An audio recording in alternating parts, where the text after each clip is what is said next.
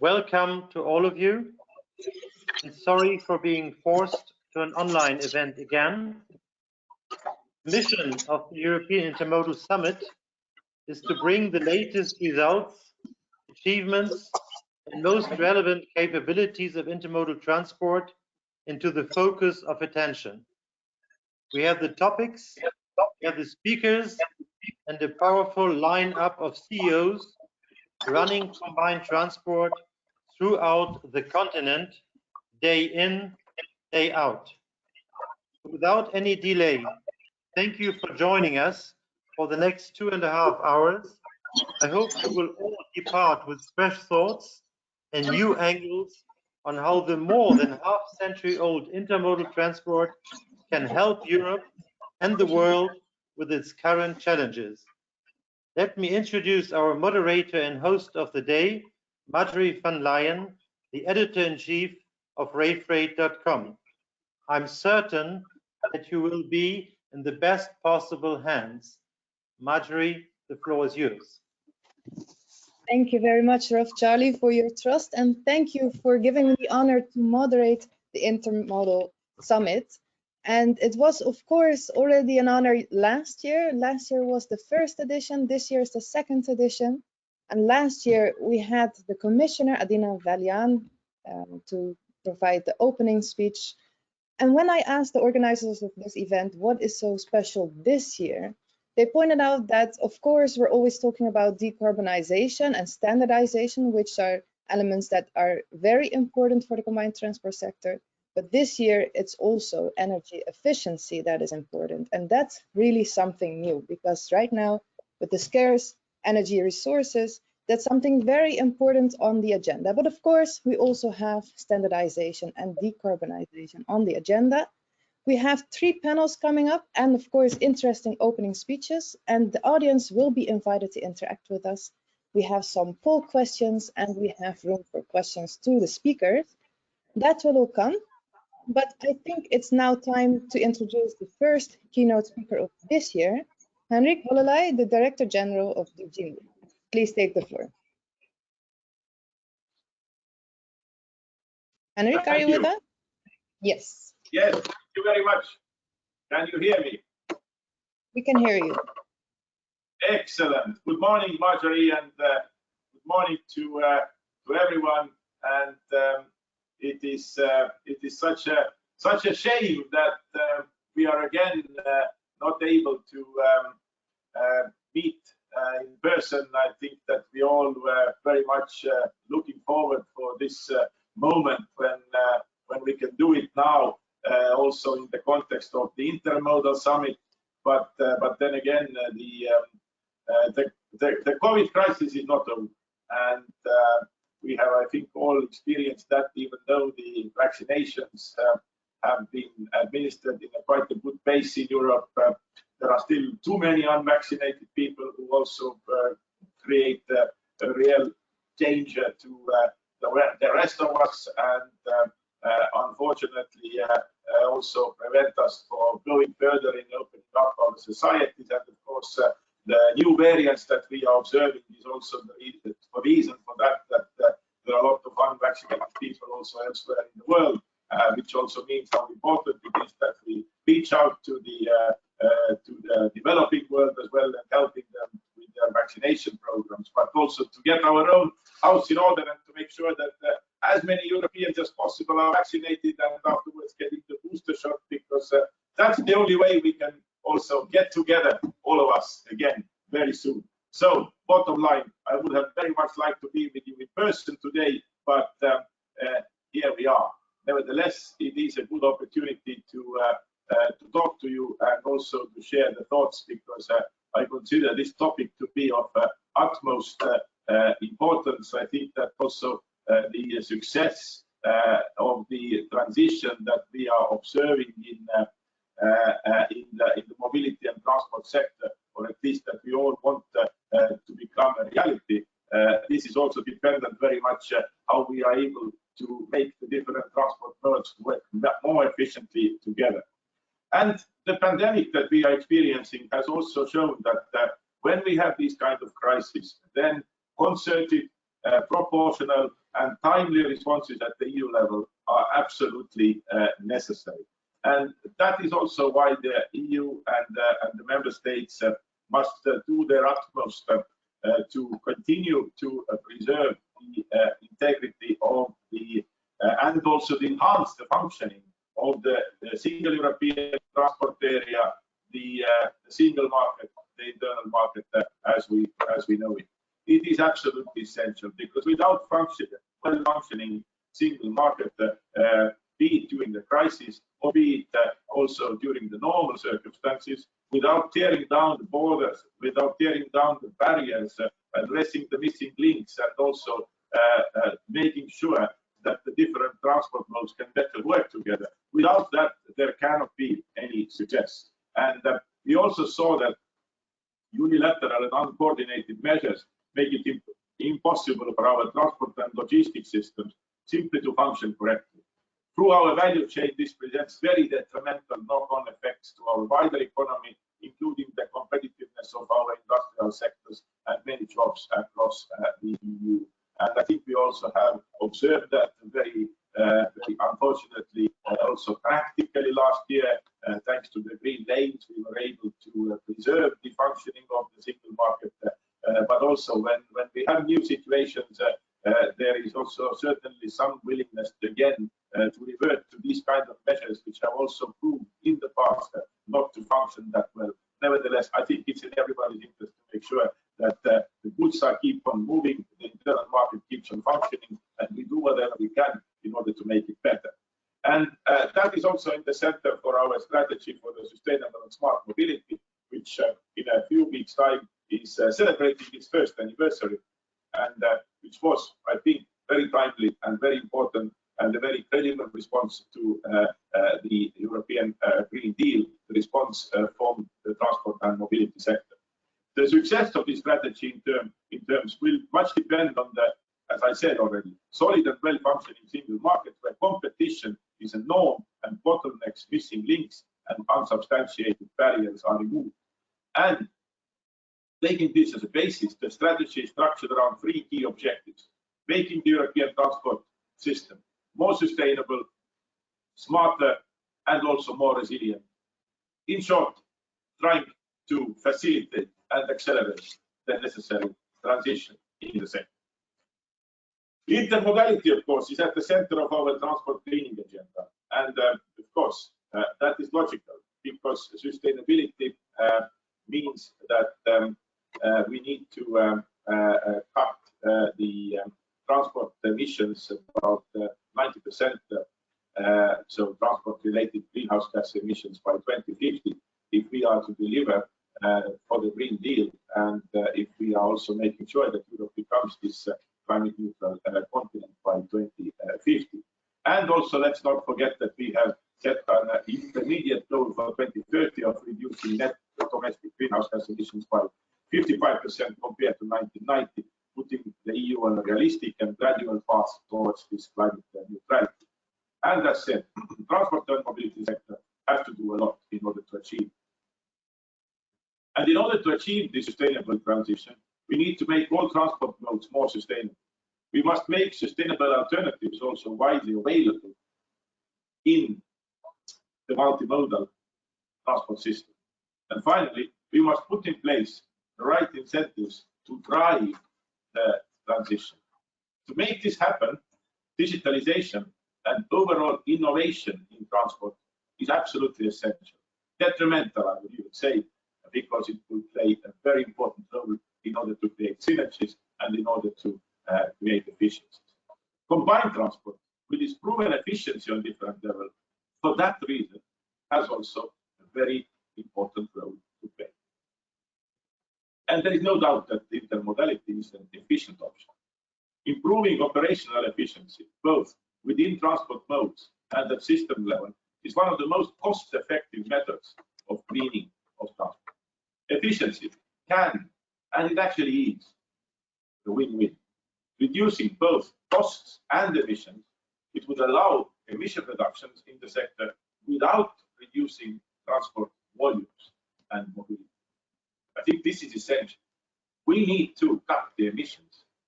We should not cut the mobility. Intermobility and combined transport should play a key role here.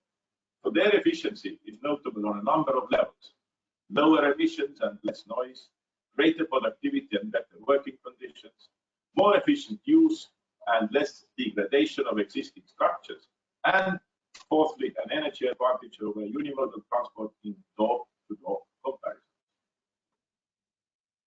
The recent increase in energy prices has significantly affected the transport and mobility sector, resulting in higher costs for freight and transport users. Thus, improving energy operational efficiency would also help transport sector to tackle these price increases. And I think we need to be realistic. It is more likely that the prices are going to go up further in the next years to come than they are going to decrease significantly. So that would also place much more focus on the need of better efficiency. Of course, there is also a discussion about the impact of using electricity and hydrogen in vehicle fleets, particularly trucks. The Commission is addressing this inter alia with our proposals for a new alternative fuels infrastructure regulation, AFIR, which I'm sure you are all very well acquainted with. Here we set targets for recharging pools to ensure the minimum coverage that allows electric vehicles to operate across the EU, as well as targets for hydrogen refueling stations. We expect that the market will ensure the deployment of even more recharging infrastructure and hydrogen refueling infrastructure where traffic is more intense. However, we know that especially in areas with high traffic density, we must extend or reinforce electricity grid connections to provide the necessary power output. And I think that this is also very, very important to note, that we need to work with the utilities companies, and we also need to make sure that the utility companies are also there to deliver in reality, to make sure that the needed electricity usage and providing is there, and the services that there is demand for are being delivered. Obviously, in addition to electrification, investment in other transport infrastructure remains a high priority. Our regulation for the development of the Trans-European Transport Network is currently under revision, with the legislative proposal due by the end of the year. To be more precise, exactly in 2 weeks. A major difficulty is that we still lack adequate multimodal terminal infrastructure, which you are very well aware of and also keep on reminding us about. The proposed revision of the TEN-T regulation should address this by incentivizing the reinforced multimodal transport system. In particular, I expect that there will be a focus on developing multimodal freight terminals with sufficient transshipment capacity across Europe. And this is also something that I would like to very much appreciate the work that you have been doing, and also the pressure you have been putting on, because I think that it is very important that we will deliver on that. And I would like to pay tribute to UIRR for all this work and being a good partner in this context. And we are also considering to propose that by 2030, terminals are equipped with digital tools to ensure efficient operations. Another important element of the new TEN-T regulation is the new requirement for freight lines to enable the circulation of semi-trailers with a P400 profile.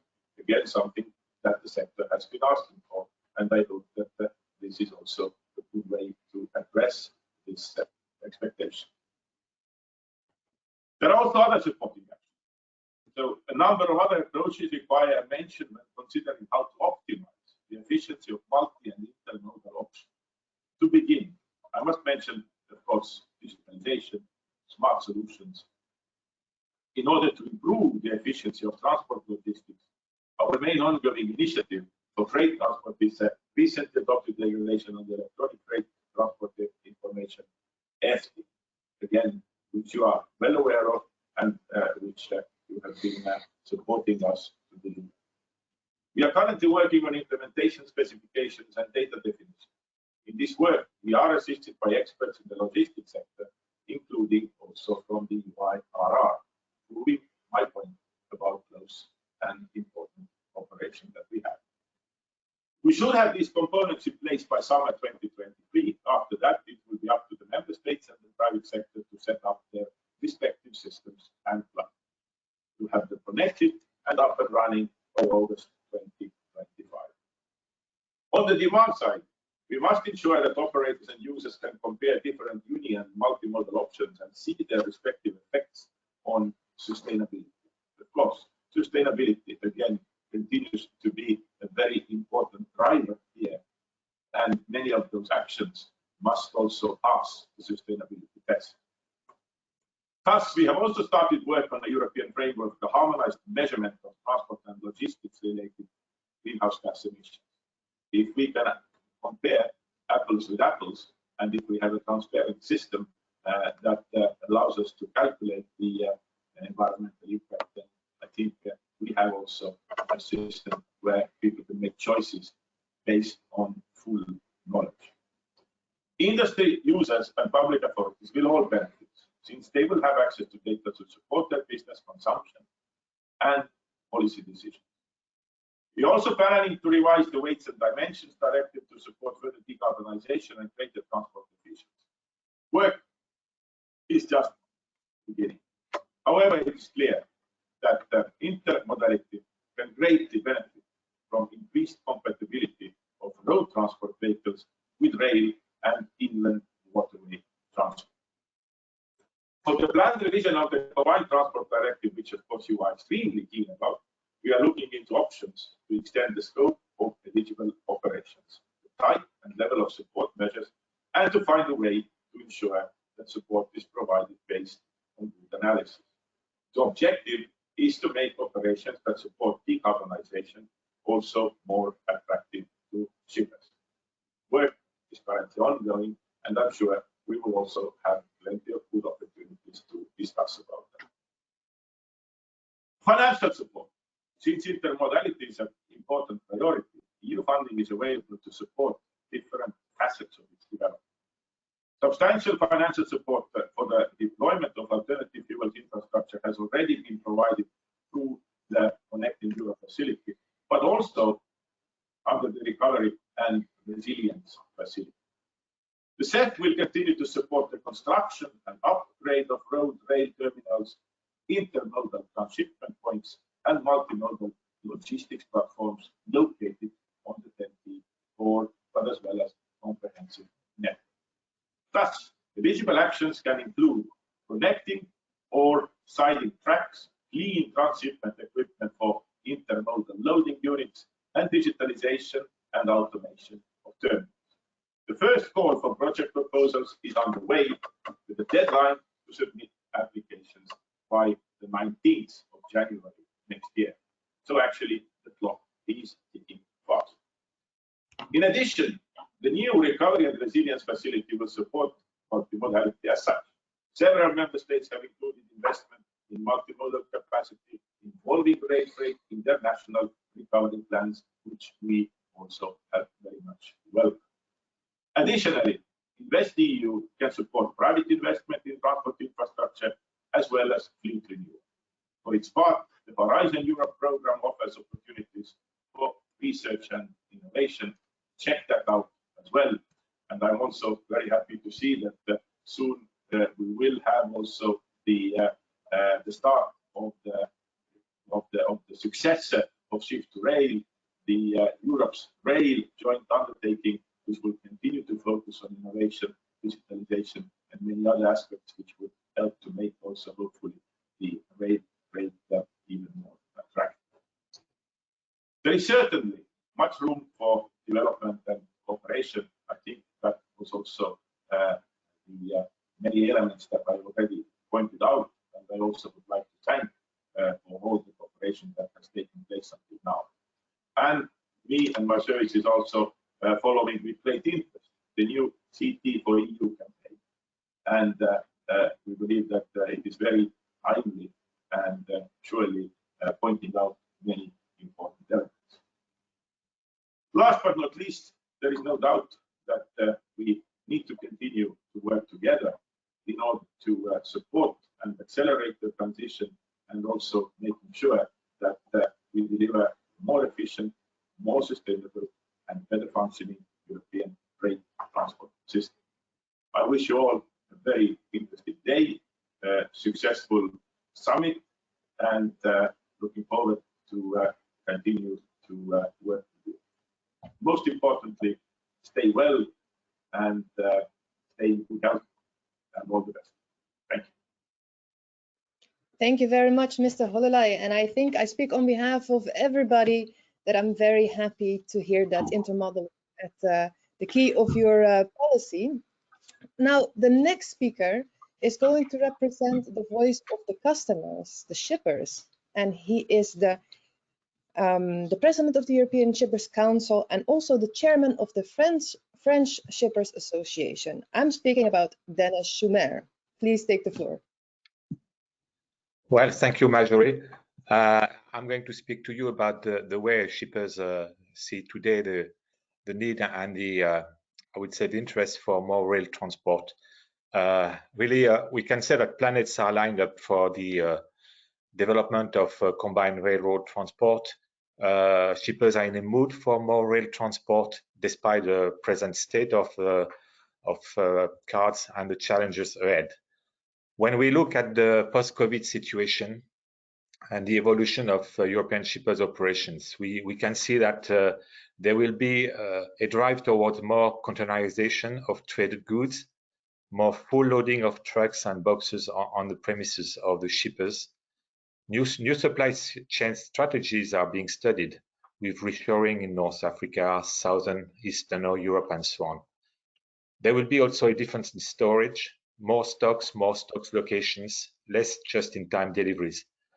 There will be also a risk diversification on modes to be used. We have been seeing the increased utilization of the Silk Road rail connections. There will be more to come. And then new flows will appear with creating new needs of transport routes from South America to the ports, from India and Africa, North Africa. Also, in the shippers' minds, there is a raising awareness, of course, that they must join the bandwagon towards decarbonizing their goods transport in Europe to meet the Fit for 55 ambition. They are aware that they need to lower greenhouse gas emissions as fast as possible, and that combined transport, rail transport, is easier and quicker to decarbonize than road transport. There is a need to decrease the fleet of heavy-duty vehicles, because they will be very expensive, very costly to the community to turn to zero carbon energy using electricity or hydrogen or other sources of energy. So again, combined transport is a solution to decrease the need for these heavier HDVs. Also, CT will be easier to implement in terms of responding to the lack of drivers in Europe, because CT will replacing long-distance drivers with regional driving, and this job of regional driving is much in line with the new generation of job seekers' expectations. So again, this is a solution for a present problem. And then there will be it will be unavoidable to balance the maritime flows to avoid congestion of major ports that we are experiencing today. And this will be opening new needs for inland transport, probably from the southern part of Europe. So, of course, there is a lot of prerequisites. There are a lot of prerequisites for this combined transport development in Europe. On the government side, we have to make sure that there will be not only large but long-term funding on infrastructure. There will be an adaptation of the geographical coverage of the network and the capacity of the network to the needs, future needs, and also converging plans of the governments on medium, long-term network design and terminals evolution, terminals location, and so on, terminals models. On the operator side, again, the interoperability in the network is not yet in place. We do not experience enough shift towards desegmentation of services. We are still in a traditional way of designing the operations between block trains, single wagons, and combined transport. And these three segments need to better cooperate. We also are lacking connectivity between the services, rail in the terminals, maritime rail in the ports and railroad in the terminals again.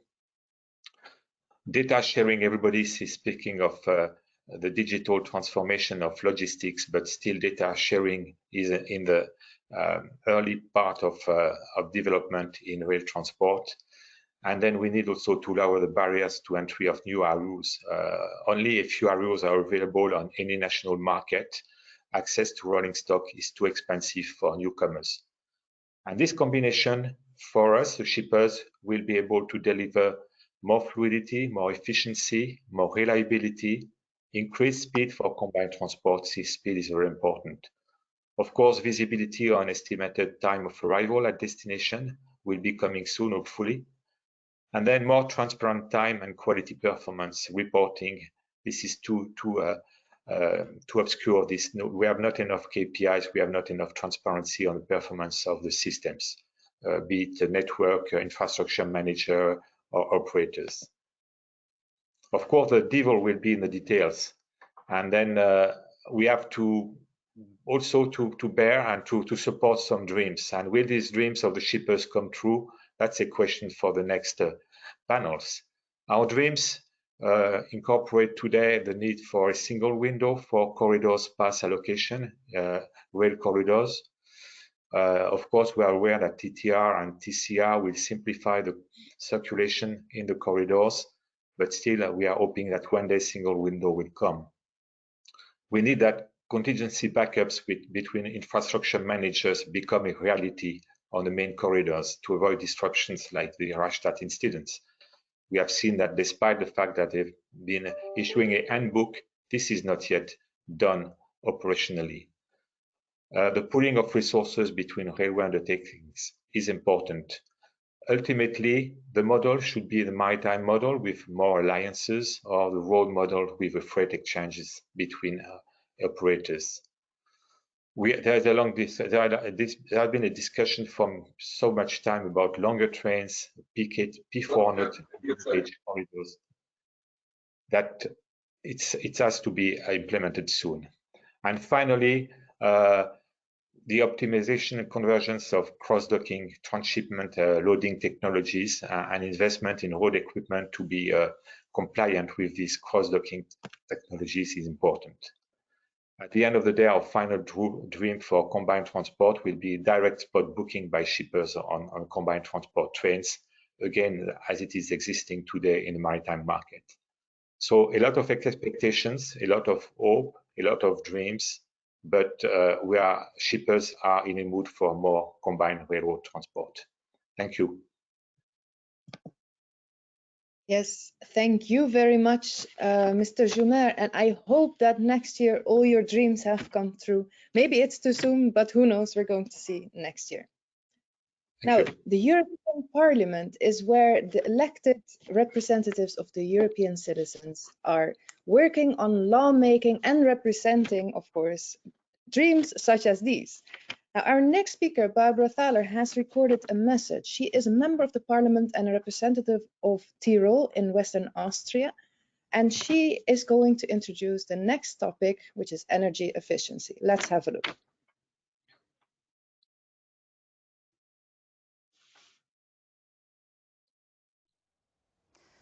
Good evening to everyone, and please accept my apologies for not being able to attend live, but I'm sure we will meet in person soon. In the meantime, I want to underline once more that politics cannot help rail if rail doesn't help itself. I know you are the ones who are really in direct competition with long-distance road transport, and therefore you are well aware what needs to be fixed, where the low-hanging fruits can be found and which decisions are overdue. I am also well aware that pointing out the environmental benefits of combined transport or rail is the new flavor of the season. And please don't get me wrong, this is definitely a benefit, but when push comes to shove, the price per unit moved is more important than the CO2 cost along the chain.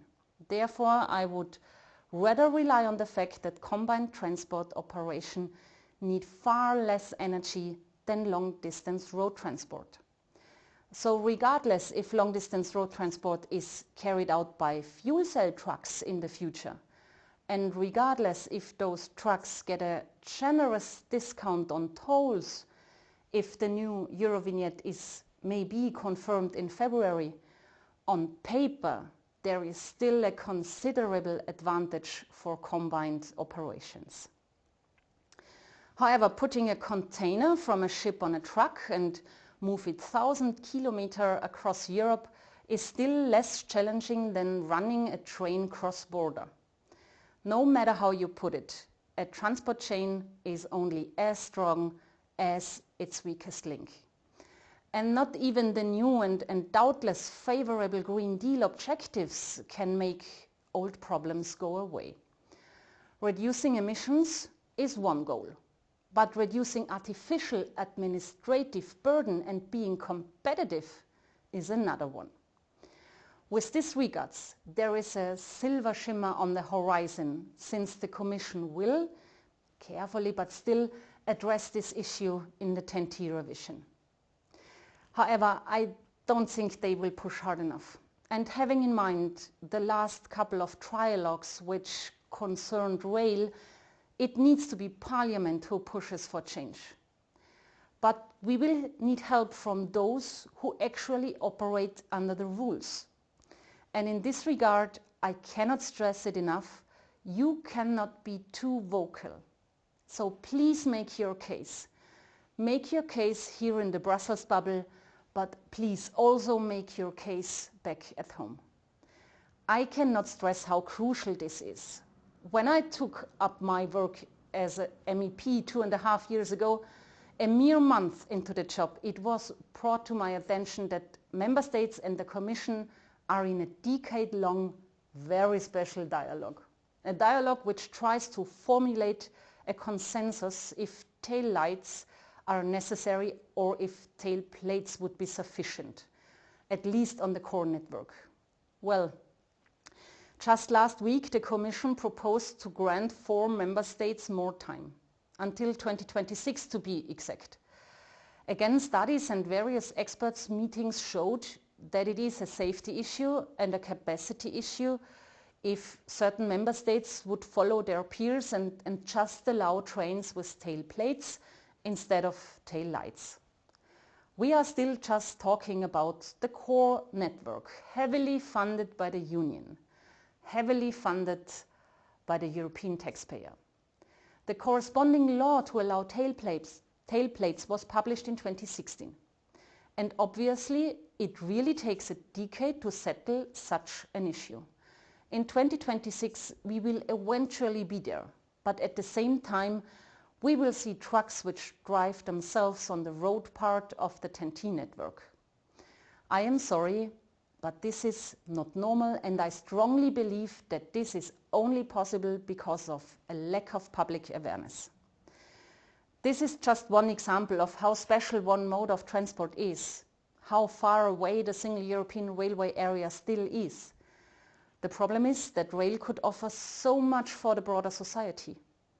Extremely efficient, no pollutants, a vast legacy network, reliable and safe. Railways opened up whole continents in the past, and physics did not change. Combined transport operators are probably the ones in Europe who can reliably assess what needs to happen in practice to finally make rail the natural mode for long-distance operations. And given your somewhat unique position as a kind of Schrödinger's entity who is at the same time operating inside but also outside the rail sector, your voice is needed and highly valuable in the near future, because the next couple of years will be crucial for rail. The strong growth you had as combined transport operators has to be viewed against this backdrop, and it clearly indicates the tremendous potential. So let's unlock it in the next years. I wish you a pleasant and fruitful evening, and I'm looking forward to meeting you again in person in the months and years to come. And I sincerely promise you that I will continue to do my part in making the single European transport area a reality. So goodbye for now, and thank you for listening. Yes, Mrs. Thaler was that, and thank you very much for these words. As you heard, we are going to need to raise our voices, and I think this conference is a good start. Rolf Charlie, would you like to introduce the next panel discussion? Certainly, Marjorie. Thank you very much, and you can be sure we will make our case. So the next panel will be about efficiency. Efficiency, whether the amount of energy used to produce a ton-kilometer or the number and productivity of the staff that produces a service, are key attributes. On a continent not very well endowed with energy, you would naturally go for the solution that uses the scarce resources sparingly. On a continent with a stagnating but aging population, where those in working age are getting fewer and fewer each year, you would go for the solution that uses fewer yet better trained staffers in jobs that offer a better work-life balance. From the CEOs who make up the first panel, you will learn how combined transport approaches both. Marjorie, please introduce the panelists. Yes, thank you very much, Rolf Charlie. But first, I would like to point out that this is also where you, as the audience comes in. You will have the chance to raise your voice as well, because we will have a poll discussion at the end of this panel discussion, and you can also raise your questions for the panelists. Now, this will all come, it will all be visible in the screen, but let me first introduce the first panelist of today. He will have 4 minutes to make his case. Stein Borre Johnson, who is the Managing Director of Bring Intermodal from Norway. Please take the stage.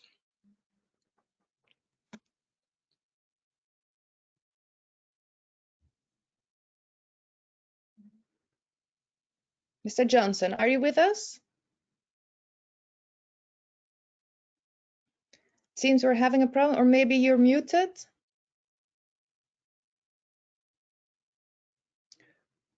If Mr. Johnson is not with us, I would like to suggest we just move on to Roberto Vecchi. So you can make your case first, Mr. Vecchi, and then we see if we can bring up Mr. Johnson.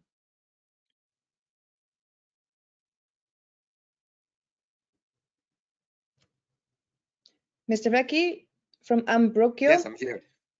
Yes, thank you very much. Welcome. You have exactly 4 minutes to make your case. Okay. Okay, I will give a simple message. So good morning, first of all, everybody, and thank you for giving me the honor and the opportunity to introduce shortly myself and the company Ambrogio that I'm representing here today. I'm quite new by Ambrogio. I'm here since only 4 months, but not new in the sector. I've been working for more than 20 years in the logistics and intermodal sector. So when I've been asked to participate to this panel, I immediately felt comfortable with the theme of efficiency. I borrow first some words of Mrs. Thaler, where she highlighted, I think here what I wrote down, the importance of using scarce energy resources in today's Europe as efficiently as possible through combined transport in case of long distance inland freight transport. Yeah. That is exactly what has driven Ambrogio over the last 50 years, when the founder, Domenico Ambrogio, started his successful story in combined transport.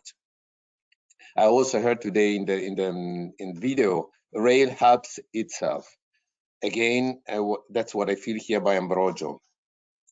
I will explain what I mean, but it's very simple. Let me give first some figures on what Ambrogio does, even though it's quite known as company in Europe. So Ambrogio consists in 5 operating companies and manages his own terminals, fleet of rail cars, swap bodies, and related chassis, tractors for the pre-owned carriage. So in short, we manage the complete chain of transport. We have 3 terminals in Italy, 2 in France, 1 in Belgium, and 1 in Germany. A fleet of 1,500 swap bodies, more than 400 rail cars, chassis, trucks every day dispatched around Europe, and we run more than 1,500 trains per annum. What is our USP, or what distinguishes? Okay, it's not nothing special. It's very simple concept. We run light trains with light equipment, while the intermodal market is developing mostly through systems transferring semi-trailers to rail. We decided to invest in swap bodies. To be clear, of course, I'm in favor of all transports. I'm an intermodalist, so I like semi-trailers and I like each kind of transport systems that are also easier for a company that doesn't have the volume enough to move complete trains, but moving a complete trains allow us to produce it more efficiently. So with our own trains, we reach today a ratio of efficiency of some at least 15% higher than intermodal train with semi-trailers, for the simple reason that we transport less iron on our trains. So our trains by same length and same weight can transport up to 38 units. Units, I mean 45 swap bodies. Beside the obvious advantage of the optimization of the rail traction, I want to underline another important point. More efficient trains lead to a better utilization of train paths. We know that is a limited resource. So with the same number of trains, we transport more goods, or in another way, with less trains, we can transport a number of shipments with a reduction of CO2. Let me just see time is running out. So besides the lightweight of our trains, I want to underline that we are also investing a lot in the optimization of carbon emissions in our terminals. For instance, here in Gallarate, our headquarters, we installed photovoltaic panels, and our gantry crane is utilized not consuming energy, just with our own productive energy. So in the future, we plan also to invest in zero carbon emissions also in our terminals. I think the time has run out, so thank you very much for the opportunity. Yes, and thank you for taking the time very seriously. Well done.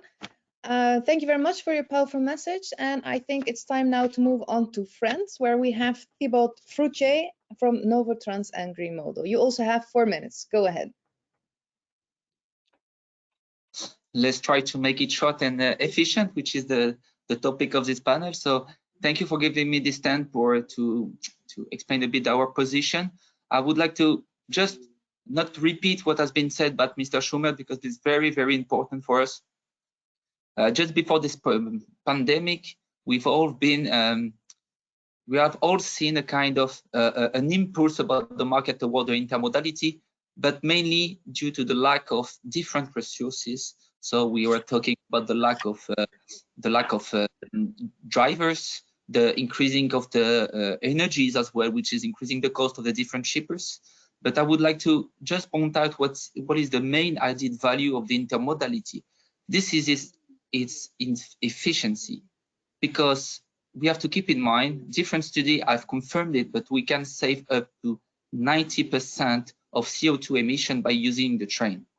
And when I'm saying up to 90%, it's because we can achieve the 90% at the moment we have an electrified track on the major distance of the journey. So let me give it this clear example. We are taking for once in France that we can promote a bit the situation.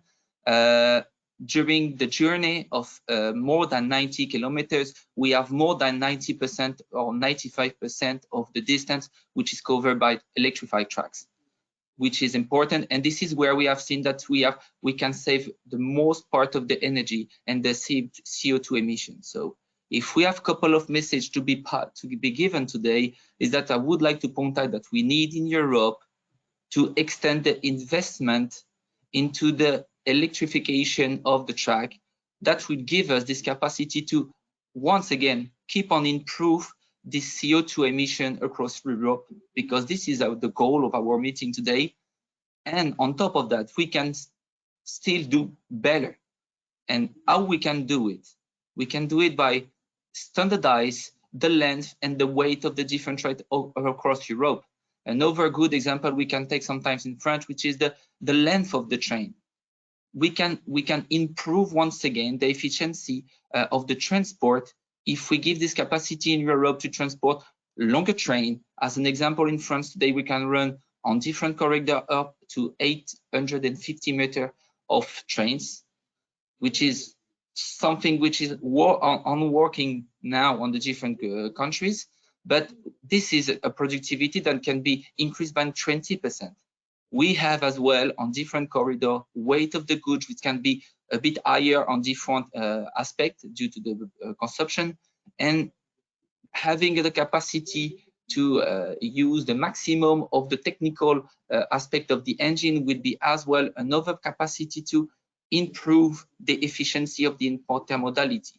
So we see that today, sometimes we don't see the intermodality as a flexible way to transport the goods and to promote as well around the cheapest what can be done. But we are already today on top if we gives us this capacity to use the electrification of the most part of the transport. And I would like to point out that we still have to work together to standardize the way to transport. That's a pity that sometimes we can transport 850-meter trains when after a border, we have to limit the train down to 630 meters. So we are all aware that we can do it better. We can improve the competitivity in terms of cost as well, because giving better productivity on train will give us the capacity to be online with the market rates, which is as well another aspect of the target, the cheapest they have in mind, because productivity and CO2 consumption cannot be the only way to use and to choose the intermodal transport, but as well the price can be as well a result of this whole collaboration we can get. So that would be my main message today. I hope that I respect the time, and I wish you a pleasant meeting. Thank you very much. Electrification and standardization, longer trains, very important messages. In the meantime, we have Van Steinborn Johnson in Norway. Steinborn Johnson from Bring Intermodal. Please go ahead. Yes, hello, can you hear me? Yes. Yeah, okay. I'm Steinborn Johnson, responsible for the Bring Intermodal companies. We have companies in 4 countries, Norway, Sweden, Poland, and Germany.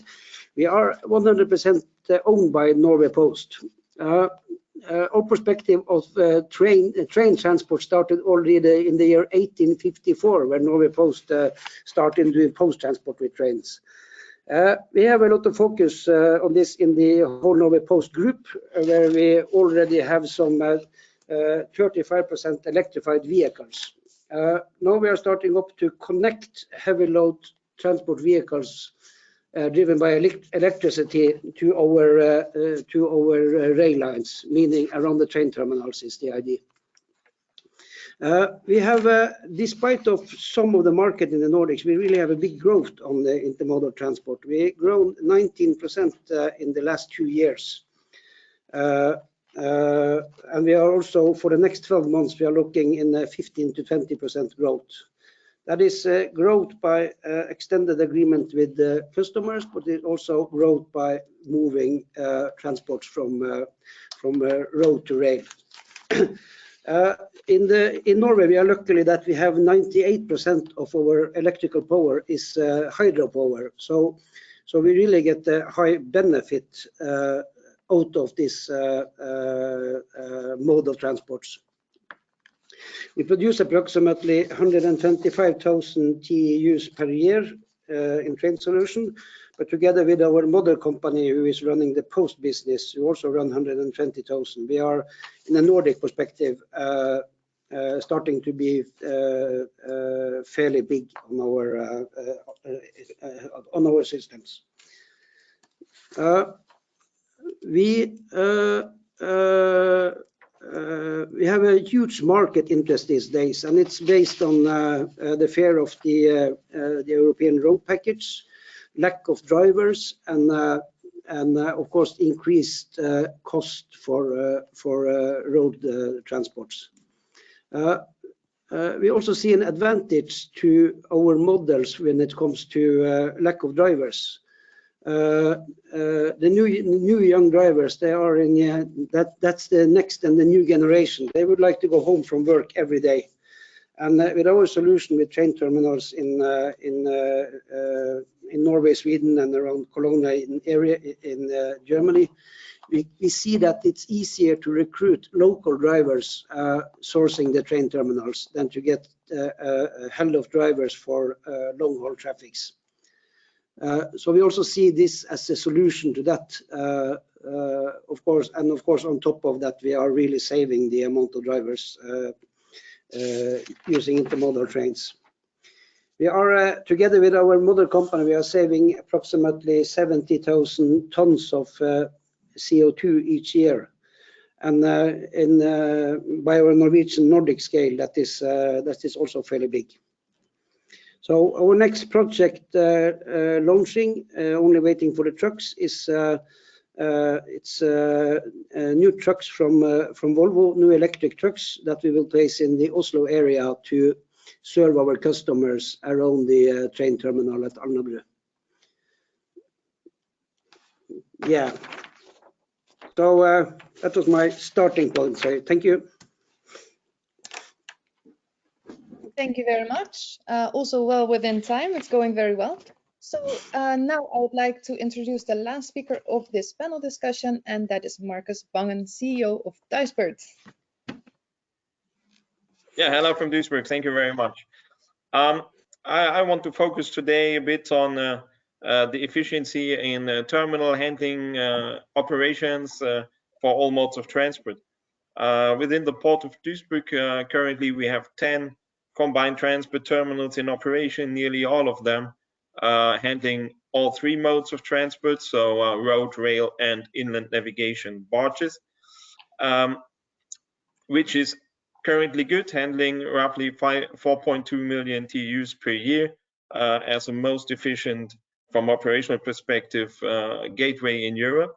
But where you have these high amounts of container handlings and traffic volumes, you have also to face that we have high energy consumption in the terminals. Although all of the cranes are already electrified gantry cranes, there are also fuel-consuming reach stackers and Murphy trailers, and that brings for the place Duisburg itself a huge load of traffic and a huge load of noise as well. So if we talk about efficiency in combined transport, we also have to talk about energy efficiency in terminal handling operations. In the current terminals, we have taken some measures regarding noise. It's a system called soft landing. The largest noise source, the most important noise source in terminal operations is the bump. Let's call it the bump when containers hit the ground, which is limited with this system significantly. And regarding energy consumption with regard to the cranes, we have already introduced an energy monitoring to measure the peaks in the peak demand in the cranes, and to do in the end some peak shaving with the cranes. And the third thing which I want to mention is a wind control system, not with regard to safety, but to make use of the wind when we transport containers on the crane, that the crane does not move against the wind direction, but with the wind. Sounds a bit strange, I have to admit. It has a serious impact on the energy consumptions. These measures has led to roughly 40% of energy saving in our terminal operations during the last 3 to 4 years. Regarding Murphy trailers, we are going to replace them by fully electrified trailers. That is already ongoing. But we also have to mention some tests with reach stackers, dual fuel reach stackers with LNG. That is not satisfying until today. Simply, they are louder than the only diesel engineered reach stackers.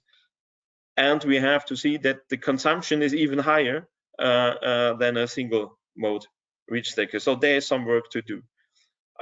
For the future, in one of our ongoing projects, the Duisburg Gateway Terminal, which will become the largest terminal in the hinterland, we have the clear goal, and it's clear that that terminal will be 100% off-grid and carbon neutral. So we will use also the systems of smart grid and peak shaving measures. But for the energy production, the terminal will have its own hydrogen sources. We will make use of CHPs combined with fuel cells. Why that combination? Still, the peaks of the gantry cranes cannot be covered by fuel cells alone. So we need for the peaks still in future a combination of the two modes and all the other things like photovoltaic, and we will make use of huge battery storage facilities. That will lead to a reduction by 70% of the energy needed by these kind of terminals in comparison to the situation 5 years ago. That is not a plan that will be started in construction January next year to come, so in a few weeks. Thank you very much.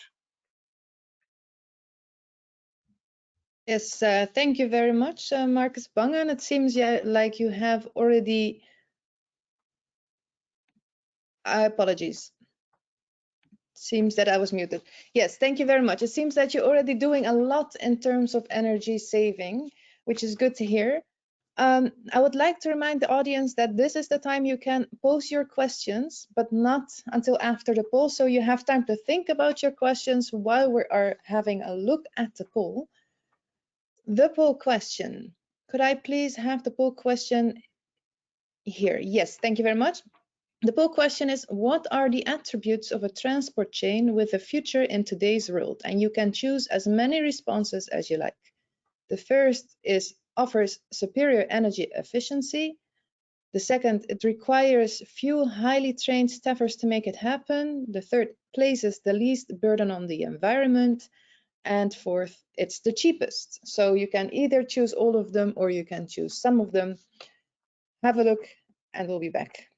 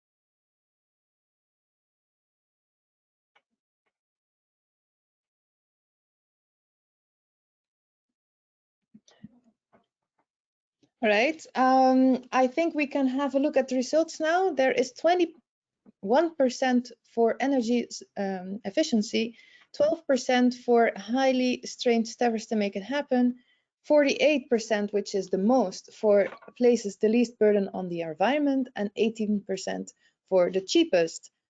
What is very surprising is that most of the people have voted for the least burden on the environment and only 21% on energy efficiency, which clearly shows that this topic is still new on the agenda, and therefore it's very good that we're discussing that today. Now, it is time for some questions for the audience, from the audience.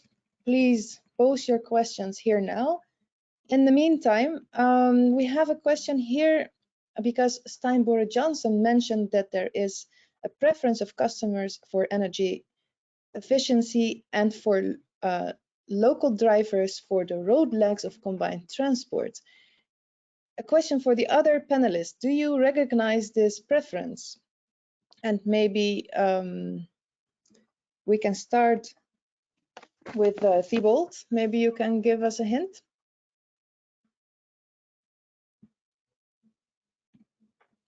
Thibault, are you still with us to answer this question? Do you recognize a preference of customers for the local road leg? Or if he is not here, maybe Mr. Vecchi can respond that question, answer that question. Is anyone still in there? Otherwise, it's going to be very difficult to answer these questions. Yeah, Marcus Bangen is still there. Ah, good. Okay, Marcus, then a question for you. Do you find it surprising that a lot of, or a very few people have actually chosen for energy efficiency? Well, yes or no. It is, like you mentioned, something which is a bit new on the table. Combined transport was always promoted as being the most environmentally friendly mode of transport. That is something which is burned in the heads. That energy topic in relation is a bit flying under the radar. That is the same like we do the development in the terminals, where it took a while also from our own perspective to become aware that there is a topic of energy efficiency, and at least how easy it is in our mode of transport to achieve significant goals in a quite short time. Yeah, but yet you already found out 5 years ago, while it was only getting on the agenda right now. How did you come about that realization? Well, it started with the topic of noise, and to be honest, very simple. If we wanted to get further permits for extension of the terminals, we had to find solutions to reduce the noise level. So it was, to be very honest, a more a push from the outside, and that then leads immediately, if you want to reduce noise, it leads immediately to the factor, okay, then we have to bring in much more electrification. And if we bring in electrification, we have to do it to the most, to the lowest cost level possible. So that was the driver first, and then we recognized which chances are in there. Yeah. Okay, very interesting to see. I see that Thibault is also still there. Maybe you can switch on your microphone to answer the following question. How easy is it in your experience to electrify the various components of the intermodal transport chain? Oh, right question. There are multiple ways to electrify the intermodality, and but there is a big work to be made with the different infrastructure and to planificate, because this is a kind of massive investment that has to be managed and organized. But I think that today everybody is aware about the different corridor, which are the most important one in order to create a kind of calendar and the retro planning for the future. And we've done a kind of, there is a study made on about the 10 different corridors across Europe, and we have seen that we can save up to 90% down to 60%, and we see the different corridor where we have less electrification. So that could be as well a plan to be promoted, maybe via the UIRR, and show what's the possibility and what could be the different option in order to still improve the CO2 emission, even if you are already very high. But I think that we have to target the 100% and the 0% of CO2 emission, which is a target which is accessible for us. So there is the main line, and then I think Marcus already introduced a bit the topic about the terminals. But the terminals more and more, they are thinking about state-of-the-art terminals with low emission low emission in their operations. And so there is the electrification of the different tracks and the different access. Moreover, so we have experienced in the last 10 years, 15 years, the old terminals that have been built, they are all already including the electrification of the track, and then just giving this capacity to leave out of the main track directly with the electrified engine. So that is the main two options we can have in mind. All right, thank you very much. And there is a question for Stijn Burre from the audience. How about the short haul road section on the road? Because Bring just invested in electric trucks for this purpose. So a person from the audience is interested in your opinion about that. For our, let's call it heavy load transport, of course, the development is not coming far enough for vehicles that can hold trailers for a long distance with heavy loads. But we have this fantastic opportunity where we have some of our biggest customers are around the train terminals, and it is also our market focus and where we are most competitive. It's as close to a train terminal as possible. When it comes to distribution and more vans and so on, Norway Post is investing very heavily in new vans, smaller trucks that is usable, or that where the development is come far enough. When it comes to heavy load, we will have trucks late in 2022. But that is still under development, and we can only have 24 metric tons on it, and it only goes for 300 kilometers. But as a tool for sourcing around the train terminals, it will be suitable with the first serial produced trucks that will arrive. Okay, thank you very much for answering that question, and thank you, audience, for posing the questions. This panel is now completed. I would like to thank all the panelists very much for contributing, and we're now going to a short coffee break, which will last only 50 minutes considering time, so we're back here at 10:15.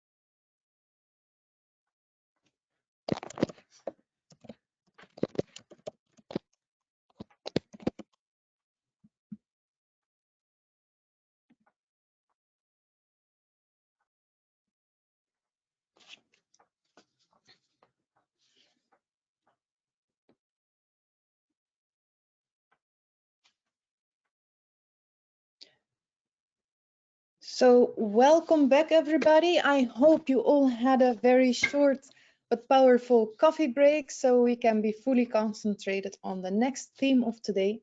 And the next theme is decarbonization. And the first speaker to introduce that topic is Thorsten Sickenberger.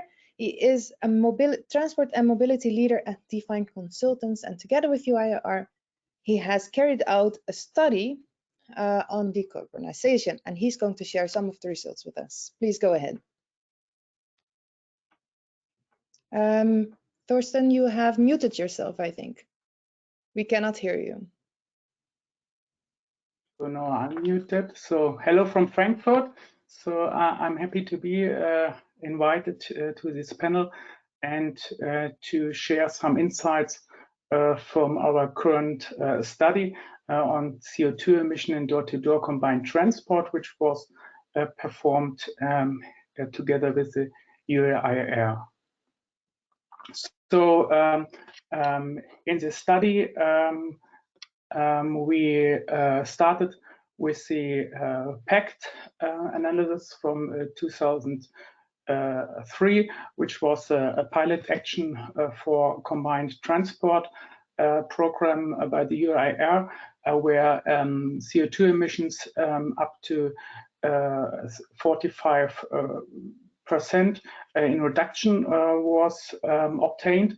And of course, since 2003, there are several developments in the market.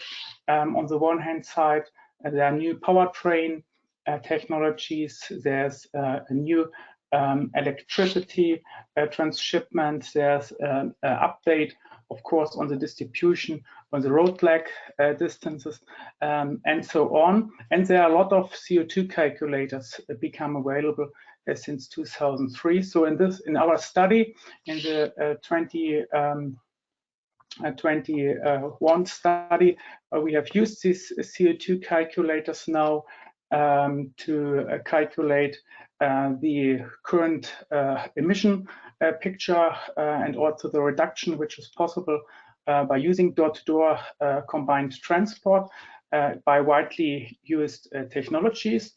So there's no future technology involved in our study. It's fully used by the current available technologies.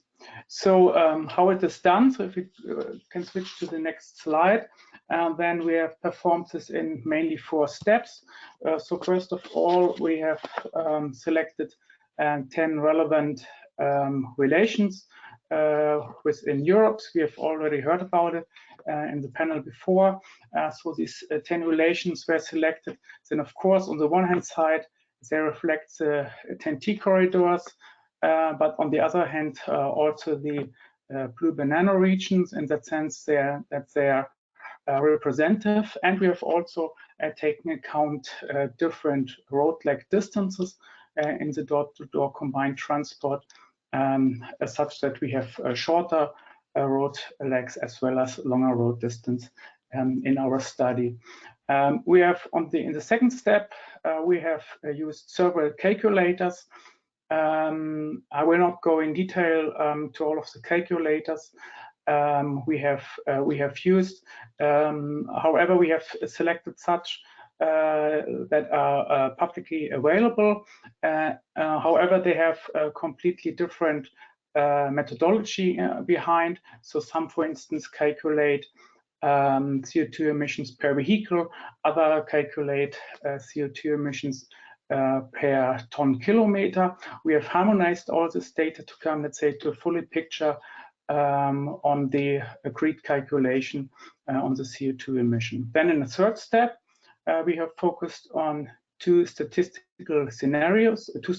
One is a statistical scenario, one is a so-called heavyweight scenario, where in the statistical scenario, we have used a statistical distribution of the intermodal loadal units, of the load factors, of the empty trip factors, and so on. Whereas in the heavyweight scenario, we have actually focused on what is the maximum authorized weight on the single leg, so on the road leg as well as on the rail leg. And this we have not mixed or aggregated these two scenarios.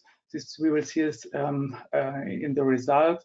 So these scenarios or calculations, they stand in parallel and then show the different outcomes in the statistical as well as in the heavyweight scenarios. Then, and in the fourth step, of course, there was energy and the emission assessment for all of the 10 relations using these existing calculators for both scenarios, and this gives us the results and the overview for the single relations.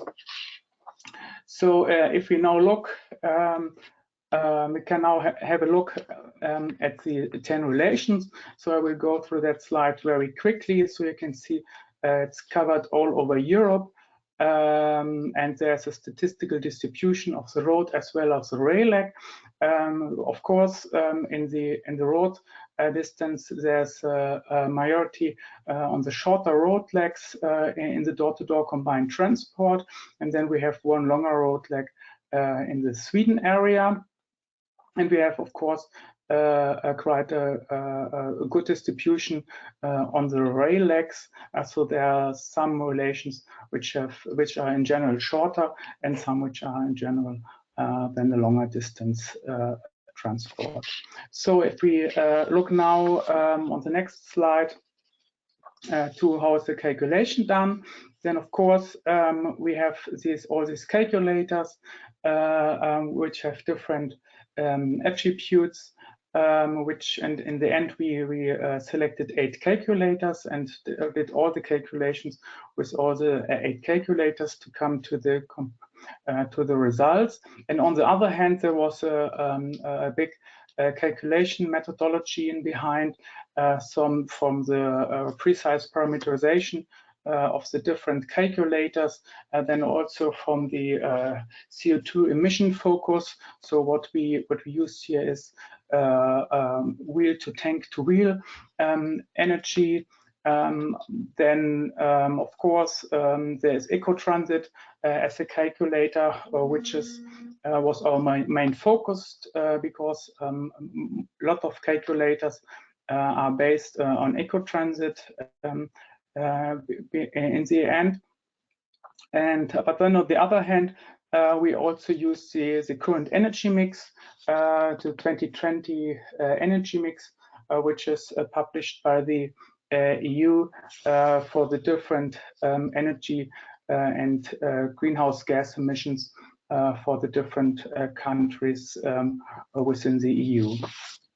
So if we now look at the 2 scenarios, I will not go in detail here, but I have seen also discussion about that in the chat in the morning.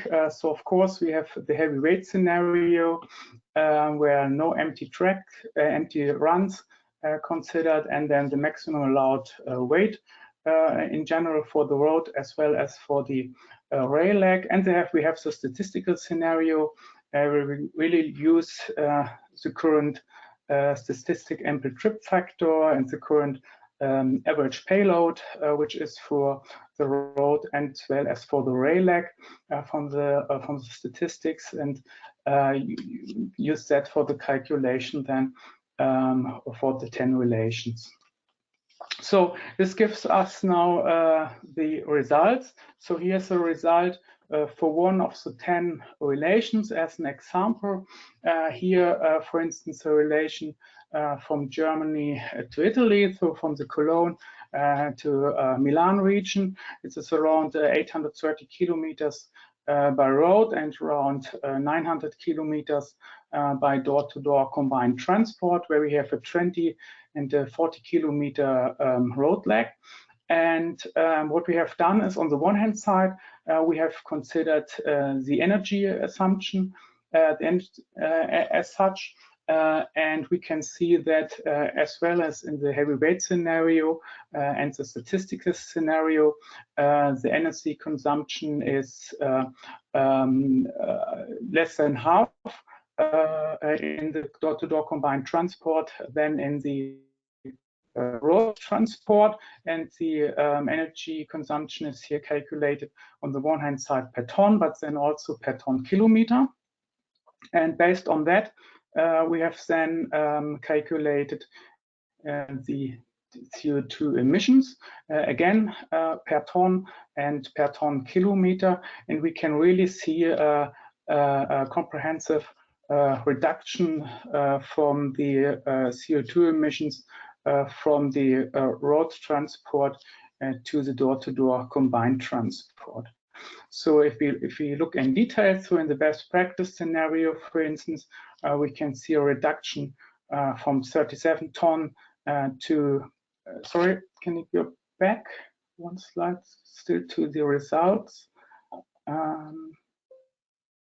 Yeah, thank you. So we can see a reduction from 37 tons to 7 tons in the best practice transport, and then in the average transport, the reduction is even higher. So it's not 80, it's an 83%. So this is one example for the 10 relations. If we look at all 10 relations in parallel, which is on the next slide now, then we can see, of course, that there are different values on reduction possible. So we can see in CO2 emissions, we see values from 33 up to 90% in reduction as in CO2 emissions. So for instance, in the relation 2, where there is less reduction, this is then from Malmö to Duisburg. This is then based on the longer road leg in the Sweden area.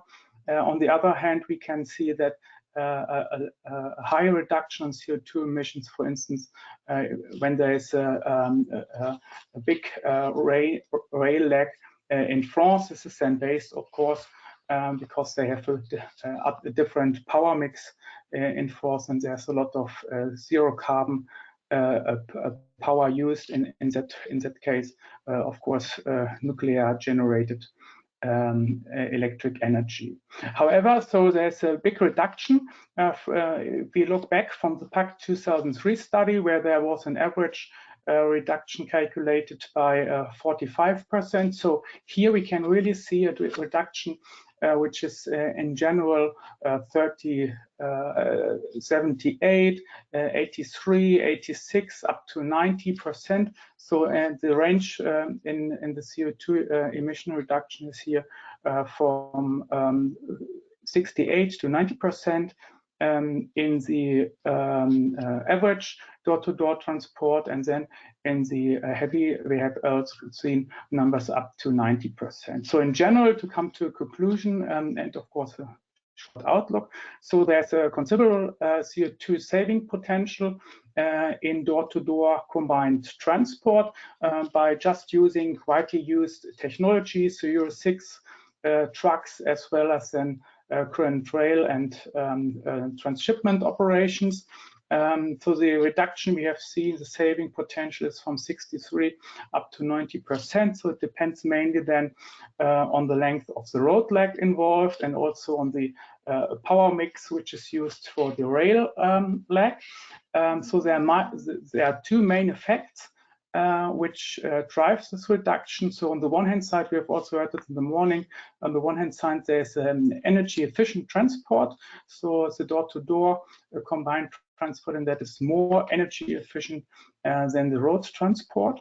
And on the other hand side, there's a zero carbon power generation, which is used for the rail transport. And this, of course, becomes even more sustainable with all the sustainable energy growing within the EU.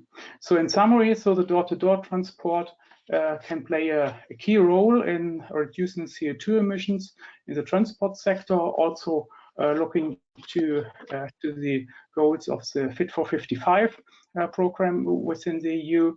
And of course, there are several further improvements in combined transport which are on the roadmap. So if you think on even further improvements in the energy mix, fully electric terminal operation, battery electric trucks, for the road legs, which can be used and which are underway. So there are a lot of developments in that term. So there is a chance also to get to, let's say, decarbonized transport offerings in combined transport. With this, I would like to thank you for attention, and now I'm happy to see the panel discussion. Thank you very much, Mr. Sickenberger. And I would like to point out that if you're interested in getting these slides, it is possible because in the handouts on your webinar screen, you can download these. So please have a look. Thank you very much. And then Rolf, Charlie, maybe you can now introduce our next panel discussion. Definitely. Thank you very much, Marjorie. European Green Deal, decarbonization. Many were skeptical when the European Union adopted its famous decarbonization targets of 55% reduction in CO2 emissions by 2030 and full carbon neutrality by 2050. The job sounded especially challenging to achieve in the transport sector, which was the only one to increase its carbon footprint during the last decade.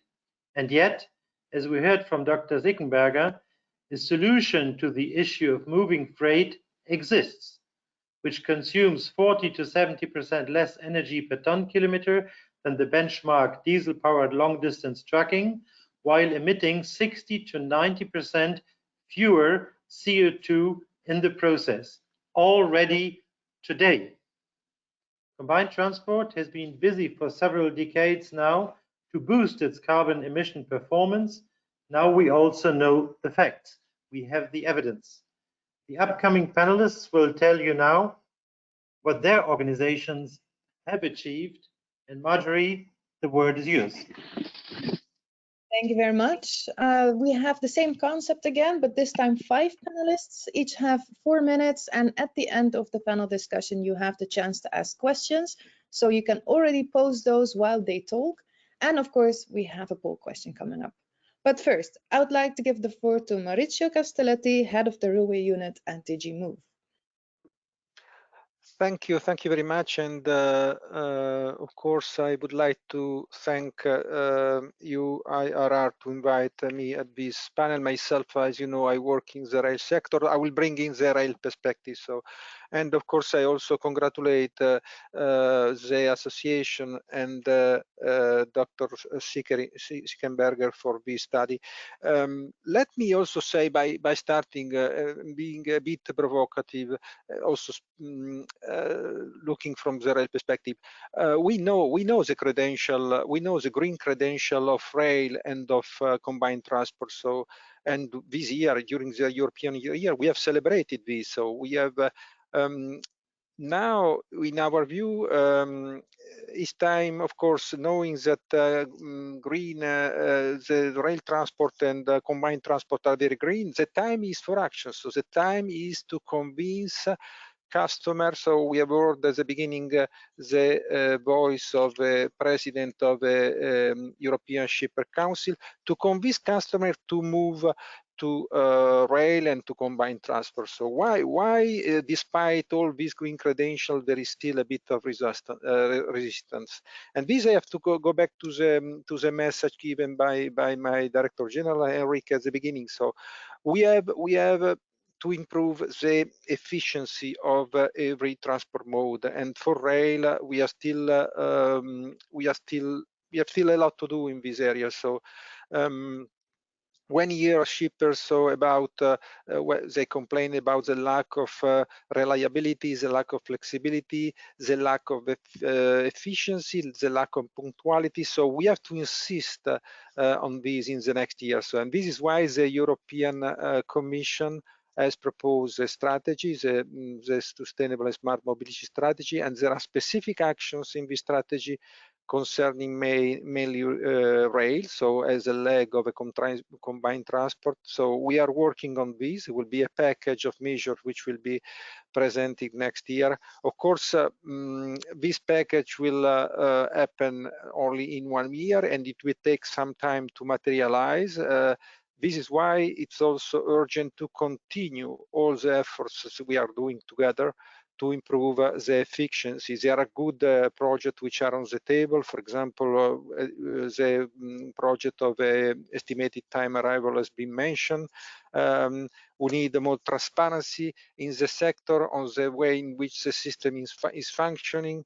We need to disclose the performance of a sector. I believe that by disclosing the performance of a sector in a more regular manner and in a more transparent manner, this will act as a big leverage to convince the customer to improve. So new proposals are in the making on our side. They will be delivered next year. They will concern the rail freight corridors. They will concern combined transport. They will concern count emission and also the weight and dimension for road transport. They intend to conceive a package of measures to reinforce combined transport. But of course, the time is now. So it's the first time ever that we are in a situation in which all the factors are in favor of rail and combined transport. So we have not to miss this opportunity. Thank you. Thank you very much. And we are now moving on to the next speaker already, Bernard Ebner, Managing Director of Rail Cargo Operator.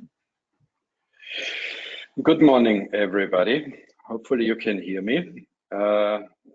I would like to talk a lot about Rail Cargo Group's intermodal trains. In less than 20 minutes, intermodal train in our group starts its journey to the destination, and we handle something around 1.5 million TU per year. I would like to discuss with you about this maybe half an hour or something like that, but I was asked to talk about decarbonization, and I think this is a very important thing and part of this panel.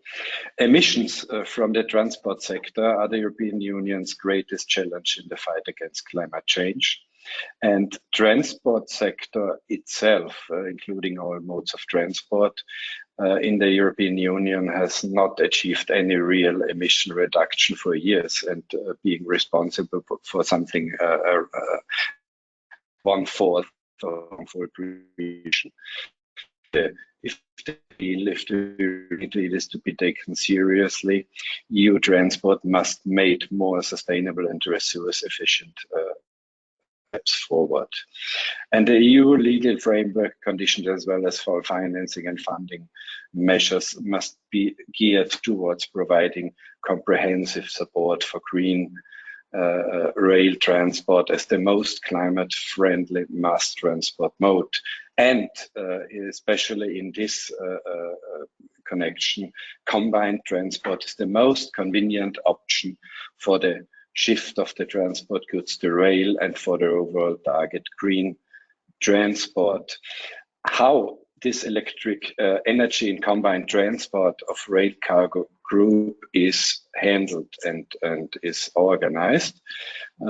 Here I can tell you our own Rail Cargo Group traction companies in Austria, Germany and Czech Republic, 3 out of 12, are running already with 100% renewable energy, and some more countries will follow within the next few years.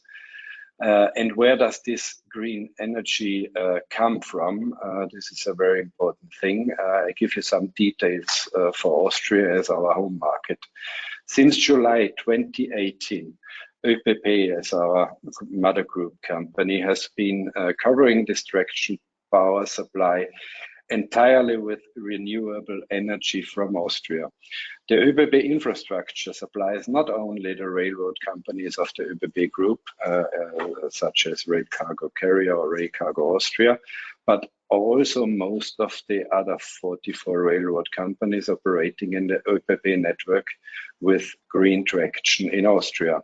And thanks to this CO2 neutral power supply and sustainable electromobility, ÖBB saves the environment something around 3.5 million tons of CO2 per year. This is more than a growing forest in the size of the smallest county in Austria, called Vorarlberg.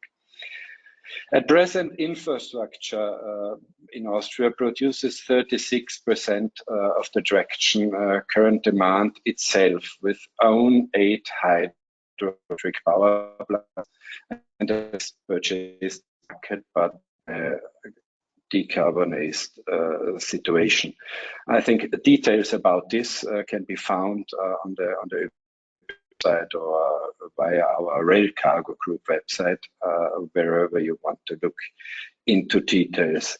And I think the most important thing, the electric rail portion of combined transport can actively be zero carbon already today.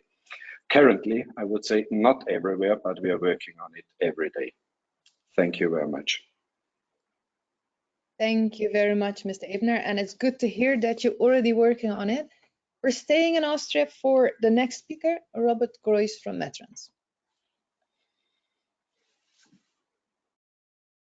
Robert Groys, are you with us? Yes, can you hear me? Yes, we can hear you. Not see you, but good enough. Okay, you can see me now? Yeah. Not yet. Yes, we can see you. Yeah. Hello, from my side. I'm Robert Groys from Metrans Group, and I'm responsible for our zero emission project named Halle Pure. We as Metrans, we want to also contribute to a comprehensive improvement of the environment. That's why we launched in a pilot project in 2019 with the name Halle Pure together with our owner. This project helps us to achieve our goal of being completely climate neutral by 2030. That is the same like the European Union goals. To get it visible, we decided to launch our carbon neutral road transport logo. We made an own logo 5 months ago. This logo is a symbol for Metrans cares, that Metrans shows that we care about the environment. And since we have been on the market, it's now for 30 years, we think we have to care about also for the future. We as Metrans, we're using energy efficient electric trains equipment. We have the newest electric locomotives with low energy, modern hybrid shunting locomotives, lightweight flat wagons which can transport more containers with same train length, electric cranes on our hinterland terminals. This saves CO2. If 2021 is the European Year of Railway, and one of the keywords for railways is sustainability, which we can confirm because we have made some calculations, and these calculations are more or less same like Mr. Siegenberg explained with his study. We as Metrans emit with our trains 60% less of other container trains, and only around 20% if you compare with trucks. These figures we have made with the Eco-Transit calculator in conversation with our figures. Our figures we have made together with the TÜV Nord in this Halle Pure project, and we calculated each destination from Hamburg, Bremerhaven and Koper to our hinterland destinations, and vice versa. I have to say we do around 600 trains a week with containers. And we check every destination, which part of the destination is done by electric energy with the electric lock, which part is done by diesel with a shunting lock, which handling is done by a crane with electric, or which handling is done by a reach taker driven by diesel. So at the end, we came to a result for over 140 destinations. Each of these destinations has an own value, kilogram CO2 by TU. And this was approved by TÜV Nord in our Halle Pure project. But as I said, we still produce CO2.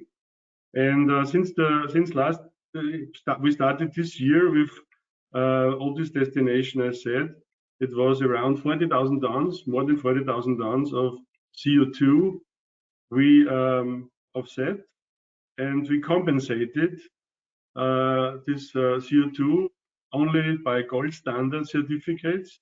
And this was invested within windmills projects, one in India and one in Turkey. So in 21, it was around, will be around, not over, it will be around 900,000 TEUs of our 1.2 million TEUs we transport already completely CO2 free. And additionally, we use in Germany and in Austria only green energy. But we see problems for the future. Extremely rising green energy costs in some countries, and also the trade of the certificates for compensation is getting a very special market, and the rates rising and rising. These are liberalized markets, and so the prices will be made if the demand is very big. So we ask also European Union to take care that these markets will be good for the environment in future, and not the price will raise and raise. Otherwise, it will be very difficult to getting on in this green project. Of course, at the end, we see zero emission 2030. Thank you very much. Thank you very much. Sorry, I just wanted to tell you about the time. Thank you very much for your interesting presentation. And now we're going to the next speaker, which is Alexander Ox from Combi Verkehr.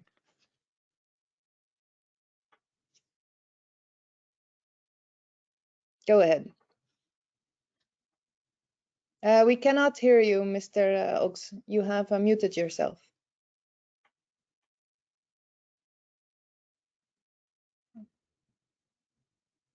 So now it's working? Yes, perfectly. Yeah.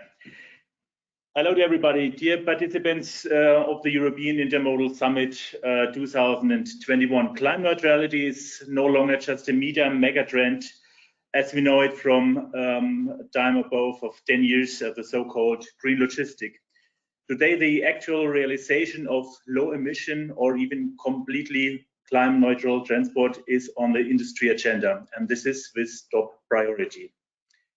Climate protection has found its way into transport tenders from all sectors. More and more shippers are asking the service providers to provide the CO2 emissions of the transport by means of figures and statistics.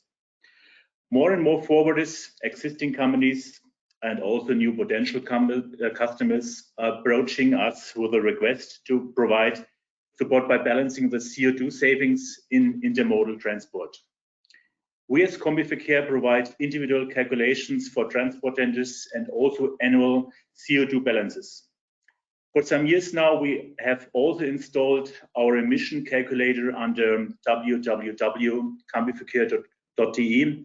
This is an application on our public website where you can calculate the emissions and you compare the different transport modes, road and rail. And the use of that is free of charge. And how is it working, you will see in the following video.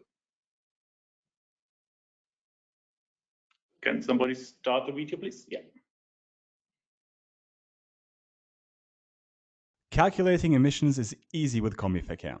Start the online timetable information and enter your desired connection. In this example, the intermodal transport starts in Neumünster in northern Germany. The destination is the economic region of Mantua in Italy. As a result, you will receive a connection with a short truck lead to the Hamburg-Billwerder terminal, a direct train connection to Verona, and a short onward journey by road. At this point, you will see initial information on CO2 savings for transport with a loading weight of 25 tons. To open the full emissions calculator, switch to the detailed view and click on Quick Pollution Emissions Balance. Calculating for 6 different air pollutant emissions and also for the energy consumption are shown. The load weight and the truck Euro norm can be changed for any transport order. And here is the CO2 balance. On the left, in tabular form, the emission of the various modes of transport. A direct comparison of the absolute figures for road and intermodal transport by rail and truck yield the CO2 savings as the difference. The bar chart on the right visualizes the CO2 advantage of intermodal transport, amounting to about 75%. The basic parameters for the calculations, as well as important background information, are clearly shown. Essential for the balancing are the route kilometers of all means of transport. Multiplying them by the loading weight yields the ton kilometers for the transport.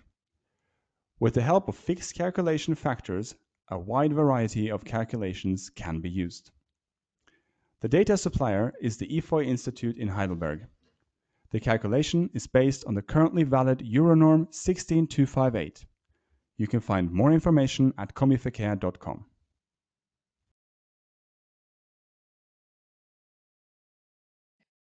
So as you have seen in the short video, the intermodal transport can save up in average of approximately 80% of CO2 emissions compared to the road freight transport.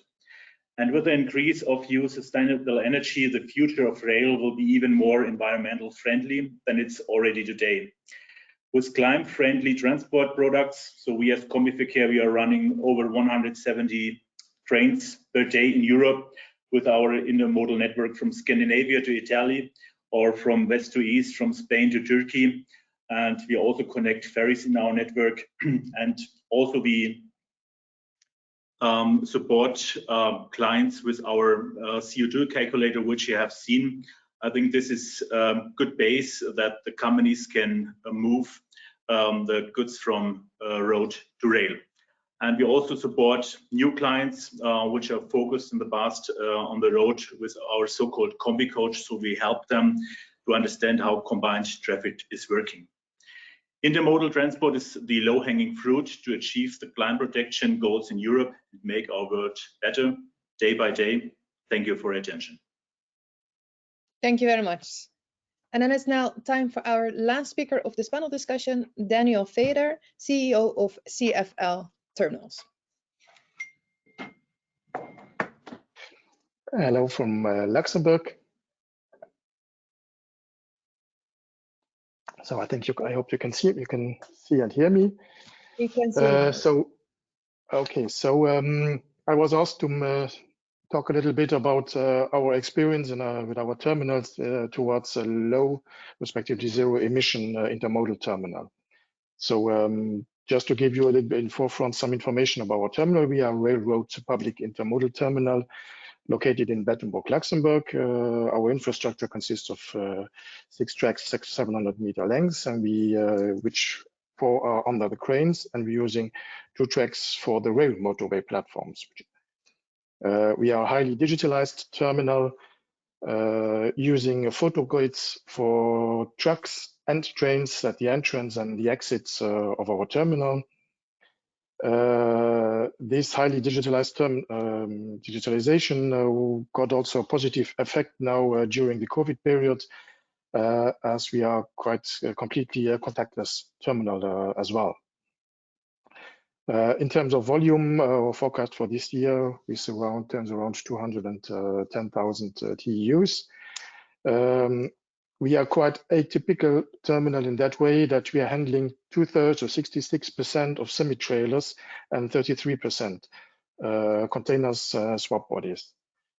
And especially let's start with the vertical transshipment of containers, craneable trailers, or also non-craneable trailers via the Nikrasa or Vega system, which we're using as well in our terminal.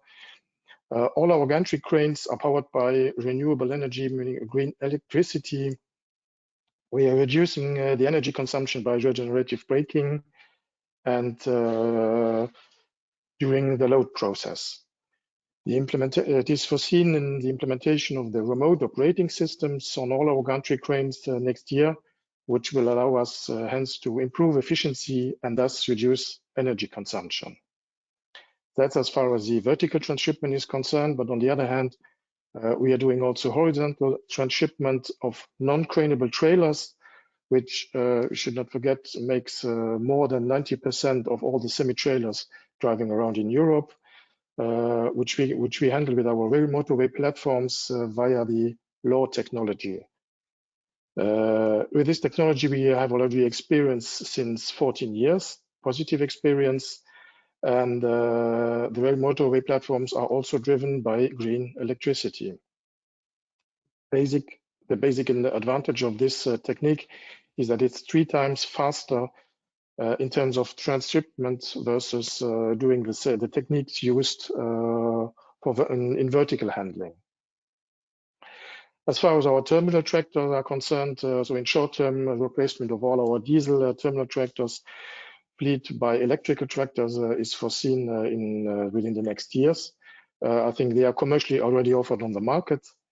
In midterm, we are also, if commercially available, we are also thinking on hydrogen terminal tractors, which could be an alternative, as it has the advantage that we will have end of next year also a hydrogen station next to our terminal on our secured truck stop.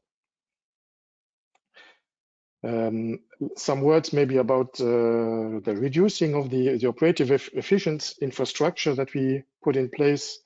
So energy savings were taking place, for instance, that all our small vehicles had been driving around on the terminal had been replaced by electrical vehicles. LED lights is used on the whole terminal, especially during the night shifts. But on the other hand, I think we're also thinking about maybe producing renewable energies on the terminal. So for instance, container terminal premises could be used in a more efficient way.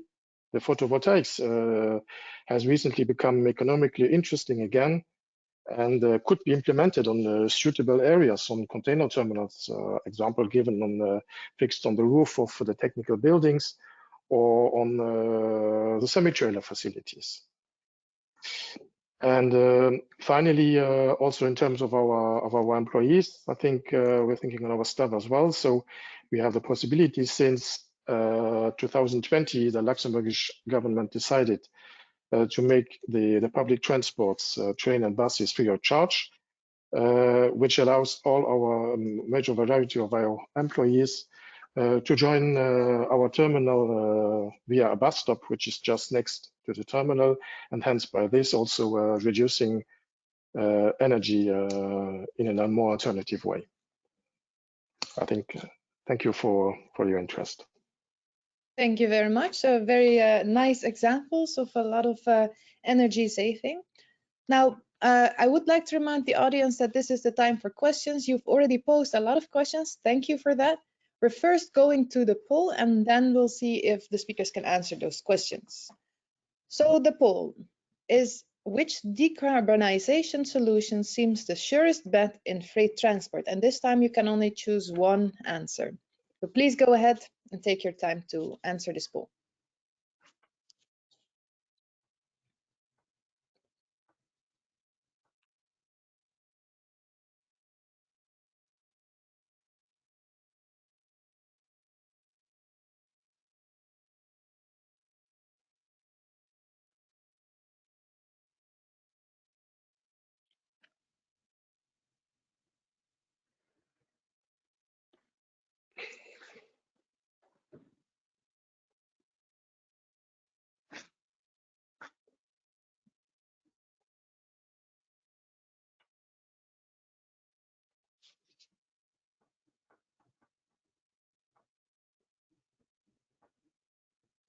Yeah, I think everybody has made his choice, and the majority of the people have voted for the second option, an existing technology that is empirically capable of decarbonizing.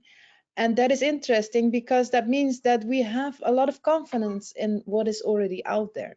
Now, the first answer, a new technology that we do not yet know or possess, got 19% of the votes, and 5%, interestingly, said that there is no need to decarbonize freight transport. I would be very interested to hear who thinks so and why. So maybe you can leave your comments in the chat.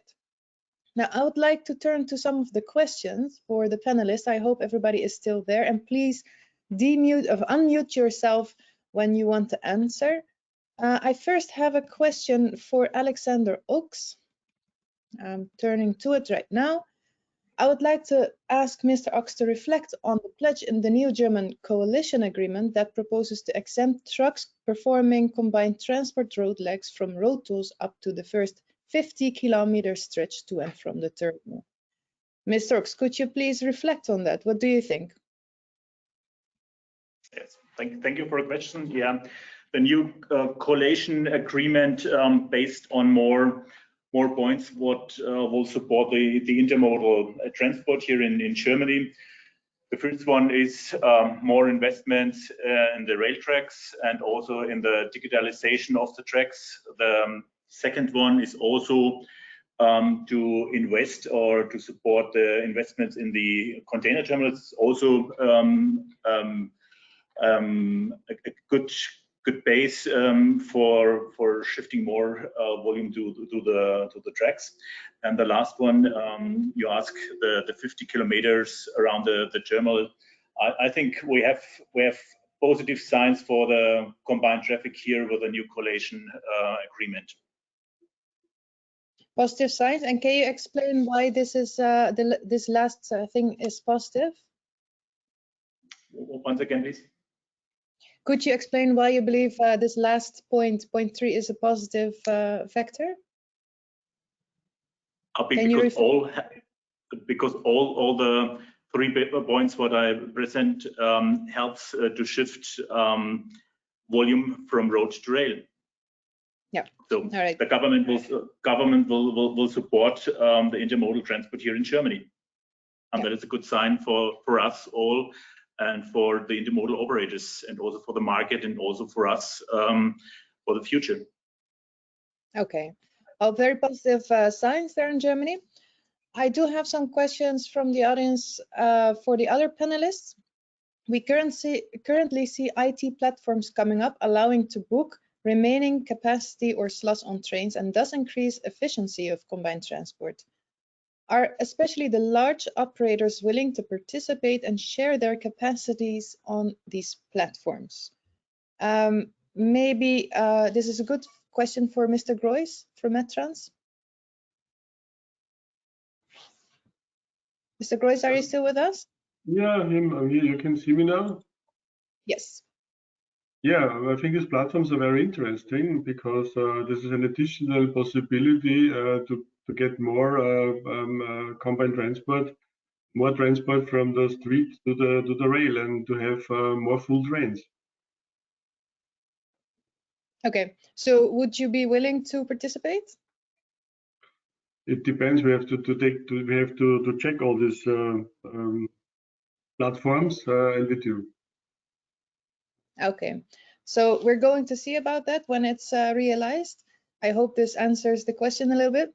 Now we have one last question. How can the disturbance caused by infrastructure works be balanced with the need to conduct the works to develop the capabilities of the infrastructure? And maybe Mr. Castelletti can reflect on that. Mr. Castelletti, are you still with us? If not, I would like to give the chance to Mr. Ebner. Yeah, it is a good idea to give it to me, but you have to repeat the question because I didn't get it. Okay. Connection was not good enough. Okay, I'll repeat it. How can the disturbance caused by infrastructure works be balanced with the need to conduct the works to develop the capabilities of the infrastructure? So the balance between... Yeah, go ahead. Yeah, I think a big issue right now all over Europe, especially in Germany as well, is the situation on the railroad tracks. Yeah, getting a lot of construction works and everything, and I think there is needed a lot more of communication, of adjustment, that they are not closed some routings without any alternative routing. And I think this is something the infrastructure companies all over Europe have to work much closer together to create a base where construction works are possible at the end of the day, because We need this construction works to be fit for the future and to, frankly speaking, to do a lot of things that should have been done many years before. This is the one side, and the other side. In the time in between, they have to be secured that a minimum quantity of capacity is available for railroad transport and especially intermodal transport. So there has to be found a balance. Hopefully this can answer this question. And in your opinion, whose main responsibility is this? This is a clear responsibility of the infrastructure companies, because they are serving the service of using the rail tracks and the rail tracks. I think there is a lot of more communication and discussion about how we can and how they can do it better for us, because we can run the trains, we can organize the trains and everything, but the infrastructure has to be there, and it is clear that we need a certain amount of quantity to fulfill our services in time and not with big delays. Right, very clear. Thank you very much, and thank you to all panelists for participating, and thank you for audience for being so actively engaged. It is now time to move on to the next panel discussion, or the next topic and last topic of this conference, which is standardization and digitalization. And for that, I would like to invite the keynote speaker of this session, Maria Koidu, Policy Officer at Unit D1 of DG Move, and she will speak about the main findings of the recently concluded intermodal transshipment technique study. So please, Maria Koidu, go ahead. I hope you can hear me. Yes. Good. So thank you very much for allowing me to introduce this panel for standardization and digitalization. And this panel covers two very important issues which are and are not related to each other. But they certainly are related in the meaning that they both help to streamline the efficiency of intermodal transport. And the other common denominator is that it is very important for both standardization as well as for digitalization to find the balance between regulation and innovation, so market development. So from that point of view, the Commission has carried out a very technical study on the different intermodal transshipment technologies and loading unit combinations, which will feed into the impact assessment for the revision of the combined transport, but also into the 10T revision and possibly future other initiatives. A few words on the study itself is not yet concluded and published. There are still some parts of the study that need to be finalized, and in particular the section on the network limitations. But I will give you a short overview or some ideas of where the study is going. So the study, as I said, is very technical. It from one hand, gather detailed information on different transshipment technologies and loading unit combinations, 31 in total, and analyze them in great detail, very, very detailed information on costs, on terminal build-up, on what kind of weights can be carried, labor use, space use in terminals, then also costs including, so just cost duration, but also external costs for two distances, 600 and 1,000 kilometers door to door. And the fact sheets, detailed fact sheets were then produced for all those technology loading unit combinations. When I say technology loading unit combination, I mean gantry crane with 20-foot container, gantry crane with 40-foot container, reach decker, and so on. So we know that there is all those different combinations, and they all have their own peculiarities that need to be taken into account. And from the other hand, the study focused on the network and most importantly, network limitations to use the different technology loading unit combinations. And that is the part that is still needs to be updating, because that is also the more difficult part. But we have the preliminary results and we, at least on the fact sheet part.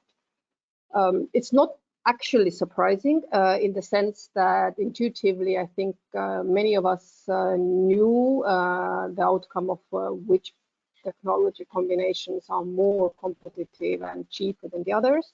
But it is very important to have it actually with all the small nitty-gritty details in one study, so we can, whenever there is a need, to actually compare that. Also, it needs to be mentioned that because, of course, it is a study and it involves modeling, assumptions have been made to be able to compare the different technologies.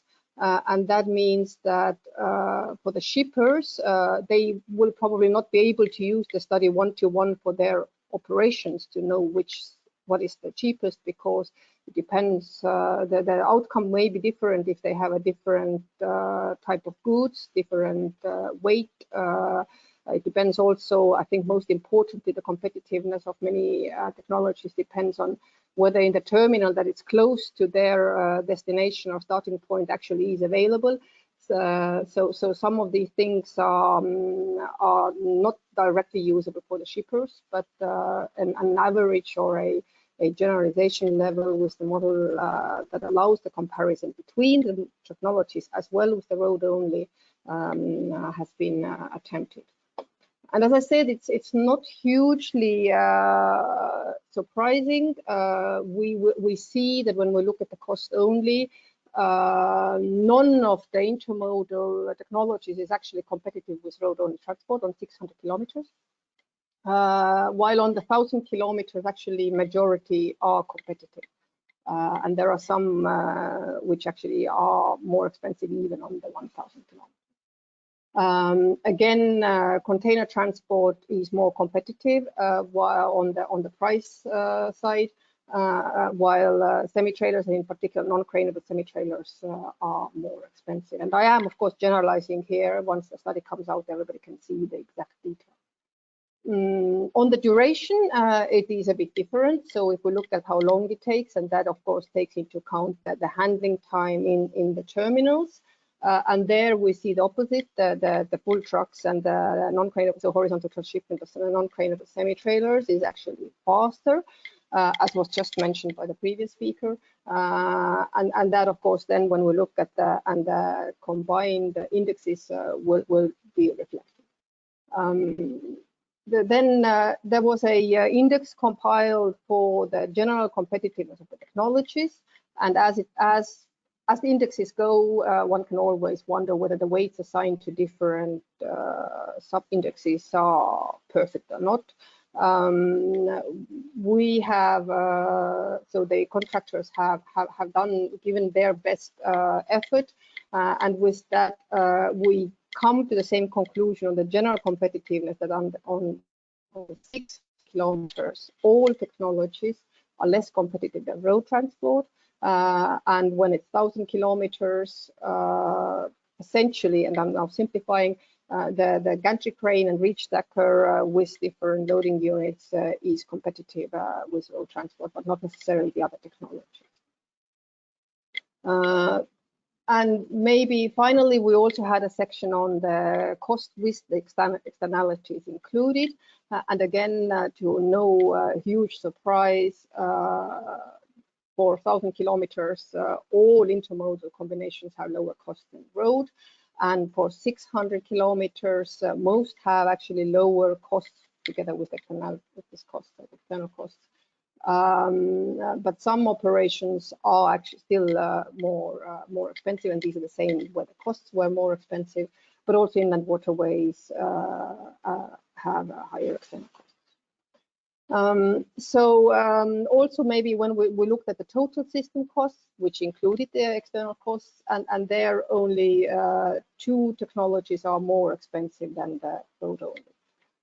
As I said, none of this is absolutely and totally surprising, but it is very important to have it on the table to feed for the future policy initiatives and also for the discussions, because as has been said today already by several previous speakers, there's a lot of discussion about, for example, semi-trailers, and then indeed we need to look into their prices and competitiveness, and that they may be quicker. So it is important to know where particular technologies, in which situations and in which factors they are doing better. The network part, as I said already, is not yet finalized. We are looking in particular the limitations when it comes to the P400, so limitations on the network to use actually semi-trailers on normal pocket wagons. Gathering the data has not been very easy, and so that part still needs to be finalized, which we hope will happen in the coming weeks. Now, I also would like to say a few words on the digitalization part and on what the Commission is actually doing here. I mean, Mr. Hololei already mentioned, of course, the FT. You're well aware of the developments. We are currently working on the implementation specifications, which should be ready by February 2023. And the member states will then have until 2025 to implement them. So today is too early to say whether the member states will be able to properly and well implement them on time, but we have very high hopes. We are working very closely with them. And we know that some member states, Benelux, the Baltics, Austria, actually are willing to go as fast as possible and even start applying the regulation before the official deadline. So before 2025, possibly in the summer of 2024. The member states are all well on board on the implementation process or the current specification process, and we hope that involving everybody at the earlier phase will of course allow everybody to prepare better and thus also of course then to implement it better and quicker once the time comes. In addition to the FT, we have, and you are also all well aware, the DTLF ongoing, and for this audience here, probably the corridor freight information systems is the most relevant part. The idea is to overcome the existing fragmentation of the data sharing systems, and we are working on the set of technical specifications and guidelines for the individual organizations, which are planned to be ready by end of 22, beginning of 23. And these specifications will cover the principle for digital architecture, the definitions, the requirements for digital processes, as well as the governance system. And all the work will feed into the European mobility data. And last but not least, the carbon footprint. We've heard several previous interventions that measuring the carbon footprint is already used by companies as well as by different studies. As you know, the Commission is also working on a Counter Emissions EU initiative, which aims at consistency and comparability of the greenhouse gas emissions data for door-to-door transport operations. So the situation is that there are today several versions of calculators out there. The UIRR study that was just presented used 8 of them, and the Commission aims to see whether we can come up with one which would then ensure that there's actually a comparability, because that is the most important one for the shippers and users, so they can actually compare the different numbers.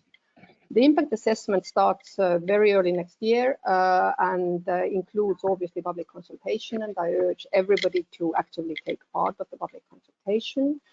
The choice of the methodology for the calculator will of course depend on the impact assessment. So we will assess different options. You will be aware that ISO is working on a standard, an ICO standard, which is foreseen to be approved end of 22, and the standard will be then the draft and will be published probably first semester next year, possibly even the first quarter, for the public consultation. So that allows people also to give feedback. The aim of that core carbon footprint, I mean, beyond just comparability, is of course also to allow the transparency.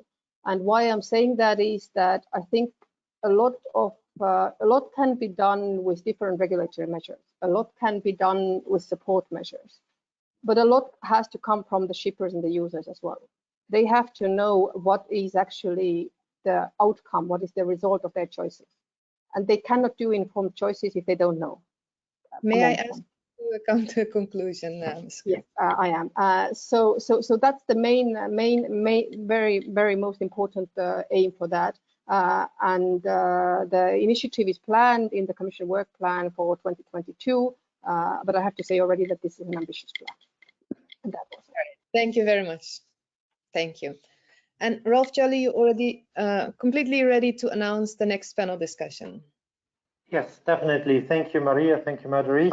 Using more than a single vehicle to conduct the transport operation end-to-end requires several more actors and implies a greater complexity as opposed to hailing a truck that will carry out goods from origin to destination. Simple versus complexity is a challenge that is being overcome through the means of increased understanding, more standardization, and the clever use of digitalization solutions. While there is a multitude of innovation in intermodal transport, new ideas are put forward with great frequency. The framework conditions for the most productive ones should be standardized to enable their rapid proliferation for the benefit of all. Standardization and digitalization are simultaneously pushed by the intermodal sector side and by the European Commission as well as member state governments. I hope you will be enlightened by what is going on in these fields by our third panel, for whose introduction I pass the word again to Marjorie. Thank you very much. Again, the same concept. Panelists will all have 4 minutes, and at the end of this panel discussion, we have another poll and room for questions. So do keep your questions, write them in the chat, we'll get to them later. But first, I would like to introduce Keir Fitch, who is the Head of Railway Safety and Interoperability at DG Move. Please take the floor, Mr. Fitch. Great. I hope you can hear me well. So we've been asked to speak on standardization, digitalization, and of course for us this is absolutely key to driving down the costs of freight and in particular combined transport, in driving up the efficiency and thus making combined transport the effective competitor to pure road transport that we absolutely need it to be. Now, there are really quite a large number of areas that we're currently working on this. So let me, in my 4 minutes, just speak very quickly to some of them. Firstly, of course, one of the key issues with combined transport is actually ensuring that the swap bodies, the road bodies, can actually fit in a reliable manner onto the rail vehicles. And for that, we are currently in the process of looking at regulating that process through the TSIs, Technical Standards for Interoperabilities. I don't think through the TSIs we can standardize all road vehicles, but we can at least ensure that there are standards that road vehicles can use so that we know exactly how they should fit on railway vehicles. That's something that we're working on rapidly. It will probably come out in a series of changes to the different TSIs that actually deal with different technical elements, but we will clearly ensure that there is a clear covering document which actually brings all the information that you as combined transport operators need in one place. Second key element for combined transport, of course, is gauge. We know that the standard railway gauges aren't very much help to you because they tend to have curves at the edges, and we need gauges that allow boxes to be carried, and notably the so-called P400 gauge. That we are looking to cover clearly in the infrastructure register, the register that should give us full details of all of the tracks in Europe. There will also, I think, be something said about that in the rapidly upcoming revision of the Trans-European Network 10T guidelines. So watch this space, but I think we're hoping to make progress there. Second very key area is the development and rollout, the very rapid rollout of the digital automated coupler. Now, while of course it's absolutely vital for the single wagon business, I think it is also very important for combined transport because not only will it give us an automated coupler, but it will also give us a data and electric supply down the train, which of course then allows us to put in place predictive maintenance, possibly longer trains because you can absorb more force, etc., down the train, possibly faster trains, more efficient trains with electric braking, etc. And this is something where we plan to move extremely quickly. We're under great pressure from many member states, including, I think you've seen in the German coalition agreement, to really start deployment of this certainly by 2026. So this is something where the standards, some of them will be in a revision next year, and then the remaining bits will come as soon as we possibly can after that. Moving on, automation, vital for rail freight and for combined transport. Revisions to our standards next year will bring in the lower level of automation, so-called GOA2, but we're aiming to move very rapidly also to cover full automation, so-called GOA4. This will be developed through our new rail research joint undertaking, which has finally emerged from the legislative process this morning, in fact. That will also cover the development of alternative fuels, hydrogen, battery, etc. So again, ensuring that the green credentials of rail are really there to justify the use of combined transport. And importantly, also with that new JU process, we have, we hope, a very streamlined process to take the innovation through a process which ensures it really is fit for the whole rail system or the whole transport system, and where that's proven very rapidly into both the regulation but with accompanying deployment plans. So we hope that we will be avoiding the decade-long transitions that we've seen, for example, with ERTMS. Two final issues. I've probably already exceeded my 4 minutes, but we're also revising the TAF TAF TSI, which provides the framework for data exchange in freight. I mean, that's something where I think a continuing exchange with you is vital. And then finally, also next year, we will bring forward proposals to revise the train drivers directive, again, trying to ensure that train drivers can be used much more efficiently across Europe, so helping you get your combined transport trains easily across borders and avoiding many of the delays, etc., that take place in the border situation. So that's a rather rapid canter through some, but not all of what we're doing, but I hope it is something that we'll be able to work closely with you in delivering over the next couple of years. So many thanks. Many thanks to you, Mr. Fitch. And then it's already time to move on to the next panelist, Francesco Parisi, CEO of Parisi Transport Solutions. Please go ahead, Mr. Parisi.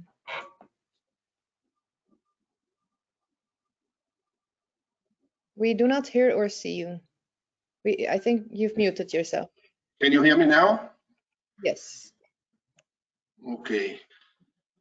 Thank you very much. Thank you very much, Charlie, for inviting me. Nice to meet you, Marjorie.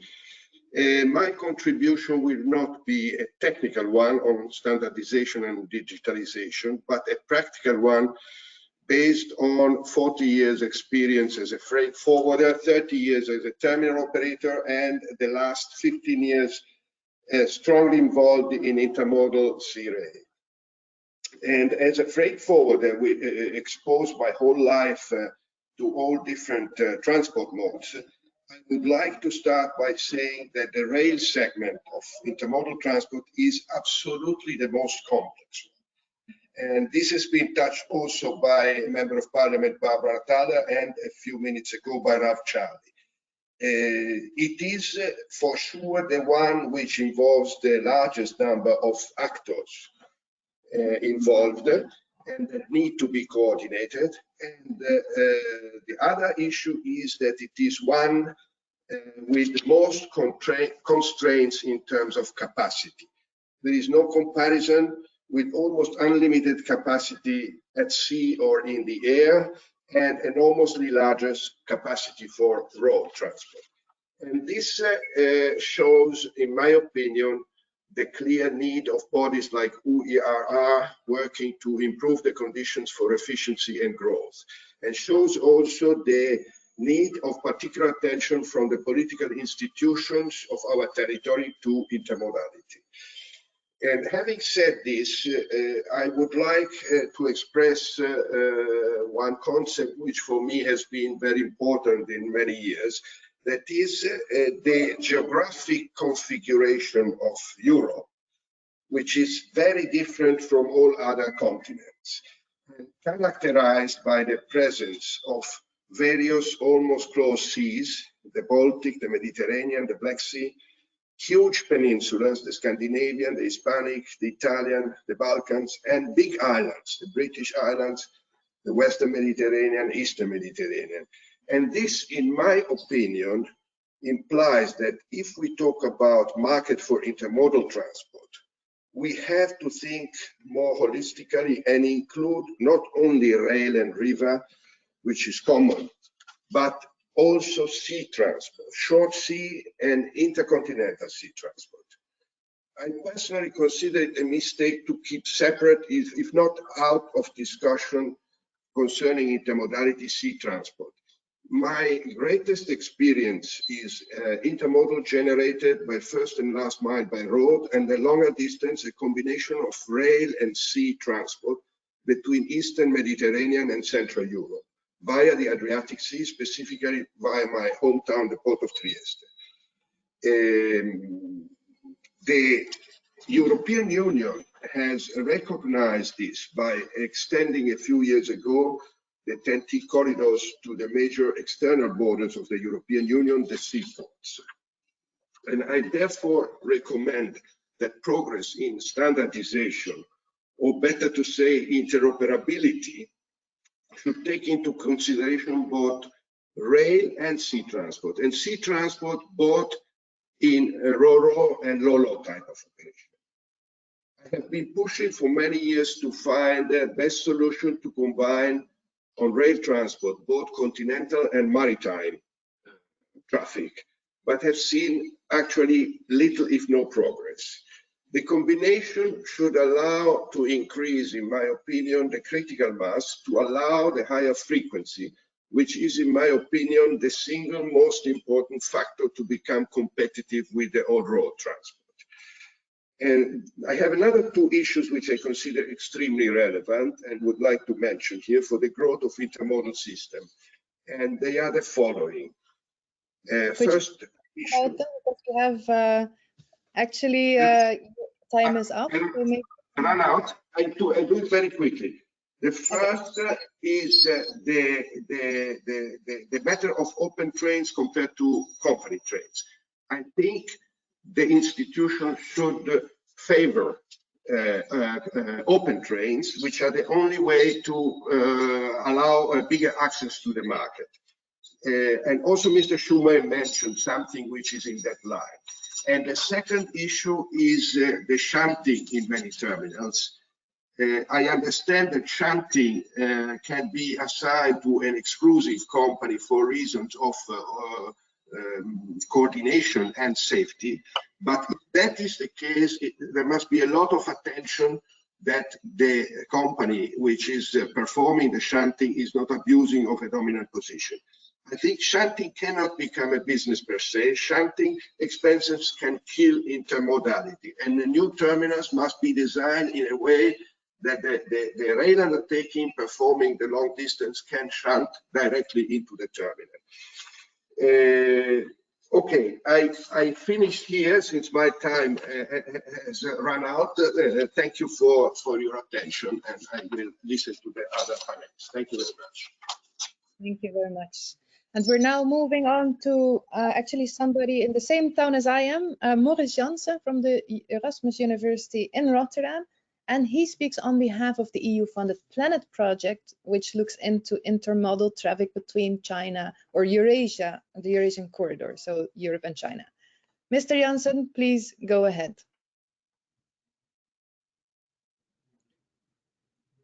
We cannot hear you. Can you unmute yourself? It's a common mistake. Can you hear me now? Yeah. Yes.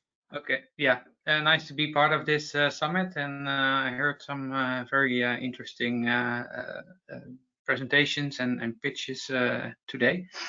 Yes, I work at Erasmus University here in Rotterdam, and also part of the Planet Consortium, which is in Horizon 2020 projects with numerous partners across Europe. And basically, Planet stands for Progress Towards Federated Logistics through the integration of TEN-T into a global trade network. That's a mouthful. But the focus of the Planet project is that standardization and digitization need and cannot stop at the borders of the European Union. So we talk about extending, let's say, about interoperability between countries, but the scope of Planet is also to look beyond. So to what extent is Europe connected with global trade? And those global trade patterns are also shifting. So we need not only look at internal alignment, but also external alignment of, let's say, the rail and barge and indeed short sea connections that we have with other parts of the world. So the vision of Planet is to advance European Commission strategy for smart, green and integrated transport and logistics by efficiently interconnecting infrastructure, taking into account the geopolitical development, as well as to optimize the use of current and emerging trade modes and technological solutions. On top of that, we also look at the equitable inclusivity of all participants. So as we know, TEN-T has been strengthening the major arteries of transport across Europe, but we also look into the quality of disadvantaged regions and the connectivity also for these regional economies. That's something also overlooked, but it is part of our vision. One major objective the Planet approach is to assess the impact of these emerging trade corridors and to ensure effective connectivity and sustainability. Talking about interoperability, it's about interconnecting issues of railway transport corridors to and from Europe. As I already mentioned, it's also relating to how it is connected to other modes of transport. Yeah, so could you shift from rail to barge, or from rail to road, rail to short sea? In those cases, how do we conveniently, for the cargo owners, for the logistics companies, make that happen? So under the Planet, we have also written a number of foundational papers, 4 in total, which actually set the basis for the development projects that are going on in the various living labs. And we look also at identifying mechanisms for international collaboration, customs procedures, administration, rail safety, interoperability, communication links between the infrastructure owners and the operators, but also those in Russia, as well as in the direction of Turkey and all the way to China. Let's see, how much time do I have still, Marjorie? Actually, none. 4 minutes are very okay. Then I will wrap it up. So we have a number on the technology side. So basically, what we want to do is not only to focus on the hardware, which you usually talk about standardization and digitization, but also on the hardware, on the organizations. So that relates to setting up joint corridors through a partnership between shippers, consignees, public authorities, and logistics companies. And one of the interesting projects I'm also working on is a partnership between the retailers and the fruit and vegetable, flowers and plant importers and exporters in the Netherlands. So there you see a very strong need and also a sense of urgency, both on the retail side as on the logistics side, to really work together on making intermodal transport happen at the moment. And it's also already mentioned, there is a sense of urgency in the market, and we backed it up very strongly in this recent project. So I think this is the opportunity. All right. And so I want to hear it, keep it here. Thank you. I do realize 4 minutes is very short, but we have to be powerful. The next speaker, Ben Bernard from Copenhagen, and you are in Antwerp. Please go ahead. Yes, good afternoon also towards everybody from my side. I think standardization and digitalization as something within us DNA from the beginning, that the moment that we started up in 2010. And at that moment, our goal was to have minimum input, for instance, in IT systems. One of those things was setting up communication with our customers, EDI communication. And in the beginning, this was, of course, with different customers because we are an open access terminal. And doing this combination with different customers means different layouts and different communication systems. Now, in the meanwhile, in the last, let's say, 4 or 5 years, it changed quite a lot. We have now a standard European messaging system which is being used, which is called EDIGES, and which makes sure that the customer's data and our data is completely equal. So we don't have to inform them separately. They don't have to inform us on a different way. We know exactly in each system what is going on.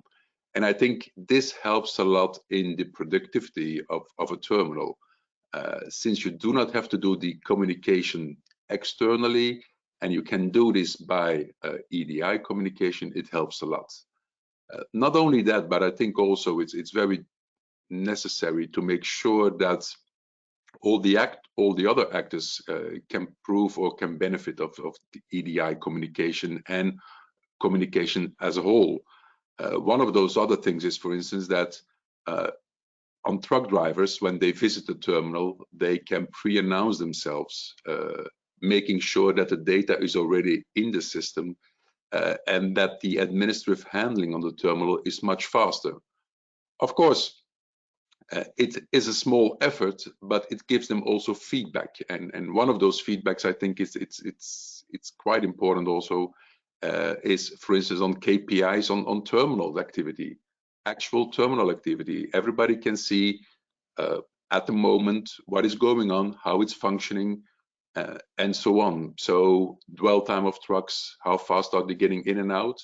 I think also that is very important to get open communication towards everybody. Now, the last years changed quite a lot, and I think it's already now more than 7-8 years ago. But in the beginning, when we spoke about semi-trailers and swab bodies, they had their own numbering of units, and it depends from customer to customer. And since 7-8 years, we have now the ILO code, which is also one thing which is very important, a standardization of how a unit is being recognized, which helps every terminal, and certainly the one which are more sophisticated and more advanced, like, for instance, having photo gates. When it passes through, you know exactly which unit it is. And also the ILO code is evolving. Normally it was just a standardization of the number and a few technical data. The idea is to make sure that there is more technical data in the ILO code, so that everybody also can have a benefit in using this. So everything is very important. A TOS system, terminal operating system, is certainly something which everybody also have to implement. If I see in Europe, there are still quite a lot of terminals preparing or making their own terminal operating system, which is, in my opinion, not so clever. There are in Europe a lot of existing systems which can help quite a lot. And I think benefiting from this gives you the communication and also the standardization that is needed. Talking towards your customers makes it much more easier. And this is something which we all can benefit from it. On the other hand, we see also that semi-trailers and swab bodies are getting more and more into the terminals. We have to make sure that we can handle every unit. I think for every terminal, it's important that they can handle normal containers, but also swap bodies and trailers. We have to prepare ourselves for the 740-meter trains which are coming, making sure that we can accept them. So the only way we can achieve this is by working together, and I think that is the most important message that I want to give. Thank you. Thank you very much. So as we heard, we already evolved a lot, but there is still a lot more to do. Now, with that, I would like to announce our last speaker of this panel discussion, and that is Michal Stalut from Hupa Group. Please go ahead. Hello, Marjorie. Thanks a lot for giving me the floor. May I give us a title? There's a need for speed and the time is now. And may I subdivide my argumentation path in some three areas. There we have to focus ourselves and reduce complexity. Giving you an example, we have some 50 units in intermodal what we can use. We have some 30 handling options what we can use all over Europe. We have some 20 wagons. This all leads us to a permutation of options of more than 30,000 options which we can use. If we even focus ourselves on maybe 1 or 2 or 3 handling options, we can reduce the permutation down to 1/10. That means reduce, we focus, reduce complexity. Second one is we have to see, like Francesco Parisi said, we have to see intermodal as one system. We could not take a look at the strengths of road and the strengths of rail, strengths of sea freight. We have to see it as one system. A trailer lives as a life cycle maybe of 3 to 7 years, 5 years. A wagon has a life cycle of 20 to 30 years. We have to understand, if you want to standardize, we have to understand that metals and weights are impacting the other mode. That means we have to understand intermodal as one mode. And third one is capacity. Capacity is an enabler for growth. And the easiest one to get capacity is to lengthen trains. 740 meter is a goal. It's not. It's a very, very easy goal to do so and to go for. And it is without thinking, using the same trains, using the same cost positions, and making the train longer. Maybe there is some more energy. Same locomotive driver, one loco, one track, one slot, and you can use with a longer train. That means we can make it even more efficient. We do not have to think. The fourth option, what did we do in digitalization? Digital is not an art for an art. It's just an enabler for an open market. And what we define as Hupa together with the market is as a language. EDIGES is a language where what we can use, not everybody of us can use. It is an open language. We can use it for as an interface between a terminal, between an operator, between railway, between infrastructure manager, between the forwarder. This we have to enable ourselves to create market. EDIGES, we platform. I just listened to the last panel. By creating the second and the third and the fourth platform, we are not creating more market. We are creating different areas. We are creating more complexity. What we did in intermodality over the last years, we create CESAR as an information platform, and we create now inside and out of the market with CAFA 4.0 an option to get an open data access for everyone. And that means please join it. Then that means that we can create markets for us all, and that we can be the enabler for shifting goods from road to rail and using the strengths on the ends of intermodality on road, and then the strengths on the long distance, like Maria said, which was coming out of the assessment of the study on rail. Sorry. And that means for me, taking a look at intermodality means taking a look at the system. And that means for me, and there I'm coming to a conclusion, stop talking about what we can do in the future. The time is now. We have to change now. And we have to do it now. And that's less than 4 minutes. Thank you. Thank you very much, Mr. Stalut. That was less than 4 minutes. Now we are going for a poll, and I would like to remind the audience that you do have the chance to ask some questions to these panelists. We have time for 3 questions, but let's first have a look at the poll. The poll question is: standardization and digitalization should be, and you can select one answer, left to the sector players, policy makers should stay away, driven by policy makers from the EU or global level, or a joint effort of the sector players with the active facilities. I think there is some part of the sentence missing, but I can see everybody is understanding this question, filling it out. I'm just leaving you up to it for a few more minutes, seconds.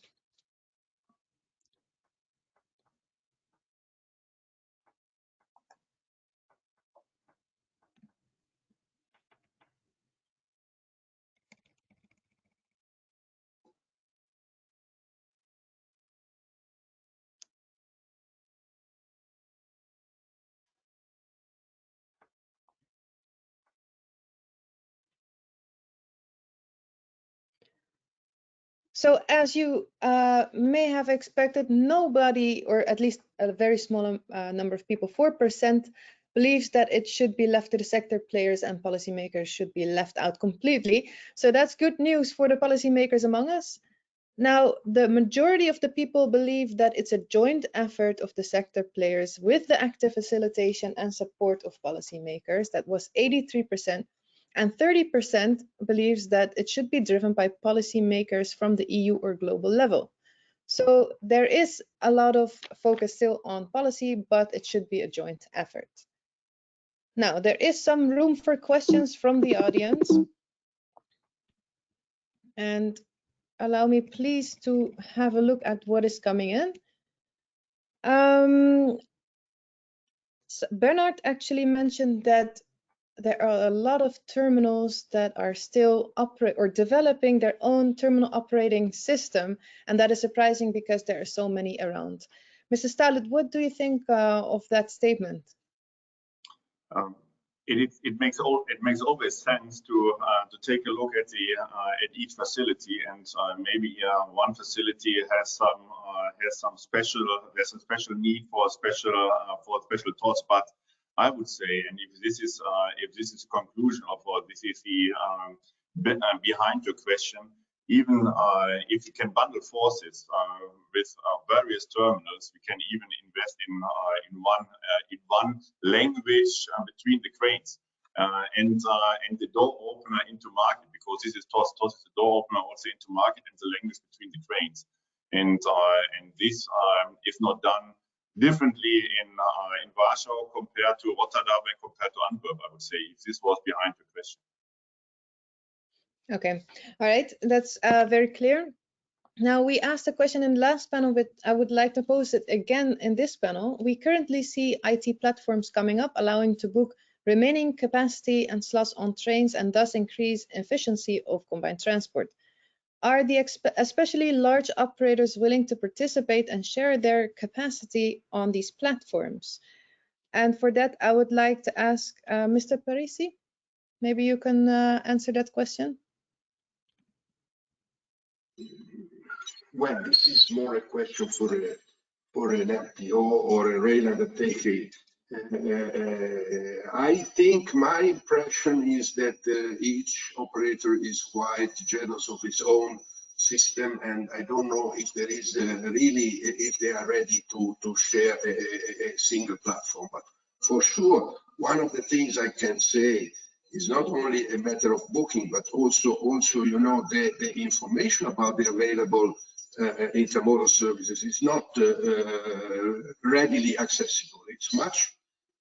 Previously, someone was talking about hoping that it will become like with the shipping lines. The shipping lines are much more easy to be accessed, and there are portals that show all the possibilities and can allow a booking with different carriers. I don't see that with rail undertakings and MTOs.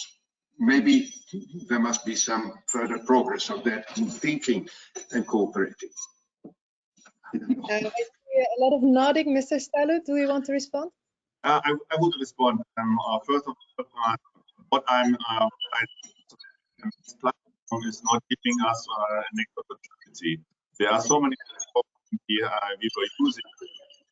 There's a huge, there's a and we are checking if they're willing to participate if there's an added value. But I must say what Francesco Parisi just stated, this is needed. There's a need of visibility. There's a need of estimated time of pickup. We are giving as Fuhrpark information, and therefore I shake my head. We are giving an information, and there is a platform like Caesar where you can pick out information out of various terminals, which is open. Every customer can pick their information out of it, and even we try to give an estimated time of pickup inside of our terminals, and we estimate this, and even we give a visibility of every unit inside of our network. If you are a customer, then you can take it out and you can see it on a map. Where is your unit? Where is it currently? And you can get this information out of the system. A new platform, if a platform is willing to take even to take a commitment for capacity, I'm willing to share. I'm also willing to work with platforms just to learn the power of the platform. But I must say, KV 4.0, for example, 4.0, for example, is a platform, is an open platform of the biggest players inside the market, and we can use this one. And then you have seen overall entry into Europe's intermodal business. Okay, well, thank you very much. And I think that's also a conclusion of this panel discussion. So thank you very much to all of you panelists. And of course, thank you, audience, for your questions.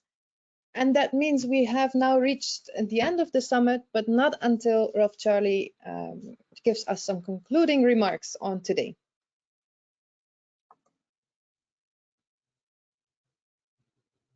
You're muted, Rolf Charlie.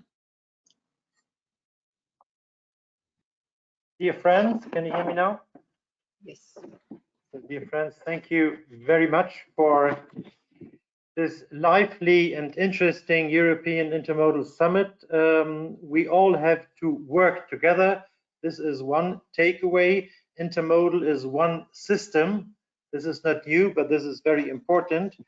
And I think the European Intermodal Summit has delivered a lot of news, a lot of information on the capabilities and properties of combined transport in the little over the 3 hours that it lasted.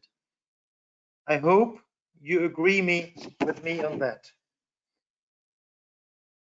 The sector was encouraged by Barbara Thaler from the European Parliament to raise its voice, and it will be heard. And the contents, the performance, the vision we have in the European intermodal sector. So we will make, and we are making, our case already today. Now it is my pleasure to announce to you the launching of the CT for Europe campaign, a campaign that will run in the next 18 months in the European bubble here in Brussels, as well as within each member state. And as I said, it will last at least 18 months. It's a campaign that will deliver the news of combined transport, its energy and labor efficiency, its decarbonization potential, and the efforts being taken to boost its productivity through standardization and digitalization that you heard about today. A campaign that will reach European and national, regional and local policymakers, leaders who have the power to decide what direction our continent takes. The CT for Europe campaign will accompany the process of amending the Eurovignette Directive and the TT regulation, as well as the development of the Rail Freight Corridor Regulation Amendment, the European Carbon Calculator, the amendment of Weights and Dimensions Directive, and last but not least, the Combined Transport Directive. The latter to form a legislative package promised by the Commission for the spring of 2023. And there's a final component of the campaign, the mission to convince the ministries of transport of the member states to keep unchanged the legal equivalence which currently exists between cross-border trucking and its equivalent door-to-door combined transport operation, as it is enshrined in the Article 4 of the current CT directive.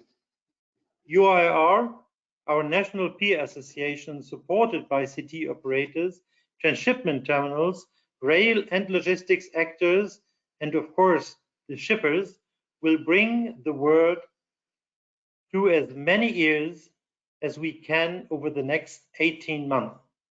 I ask for the support of all of you, and I look forward to discuss with you again at the European Intermodal Summit in November 2022. All I have left is to express my gratitude to our keynote and VIP speakers, our distinguished panelists and contributors, and of course, also to my team. A big round of applause to our excellent host, Marjorie van Leyen. See you all, hopefully face-to-face in a real-life event in November 22. Have a nice day. Goodbye. Goodbye.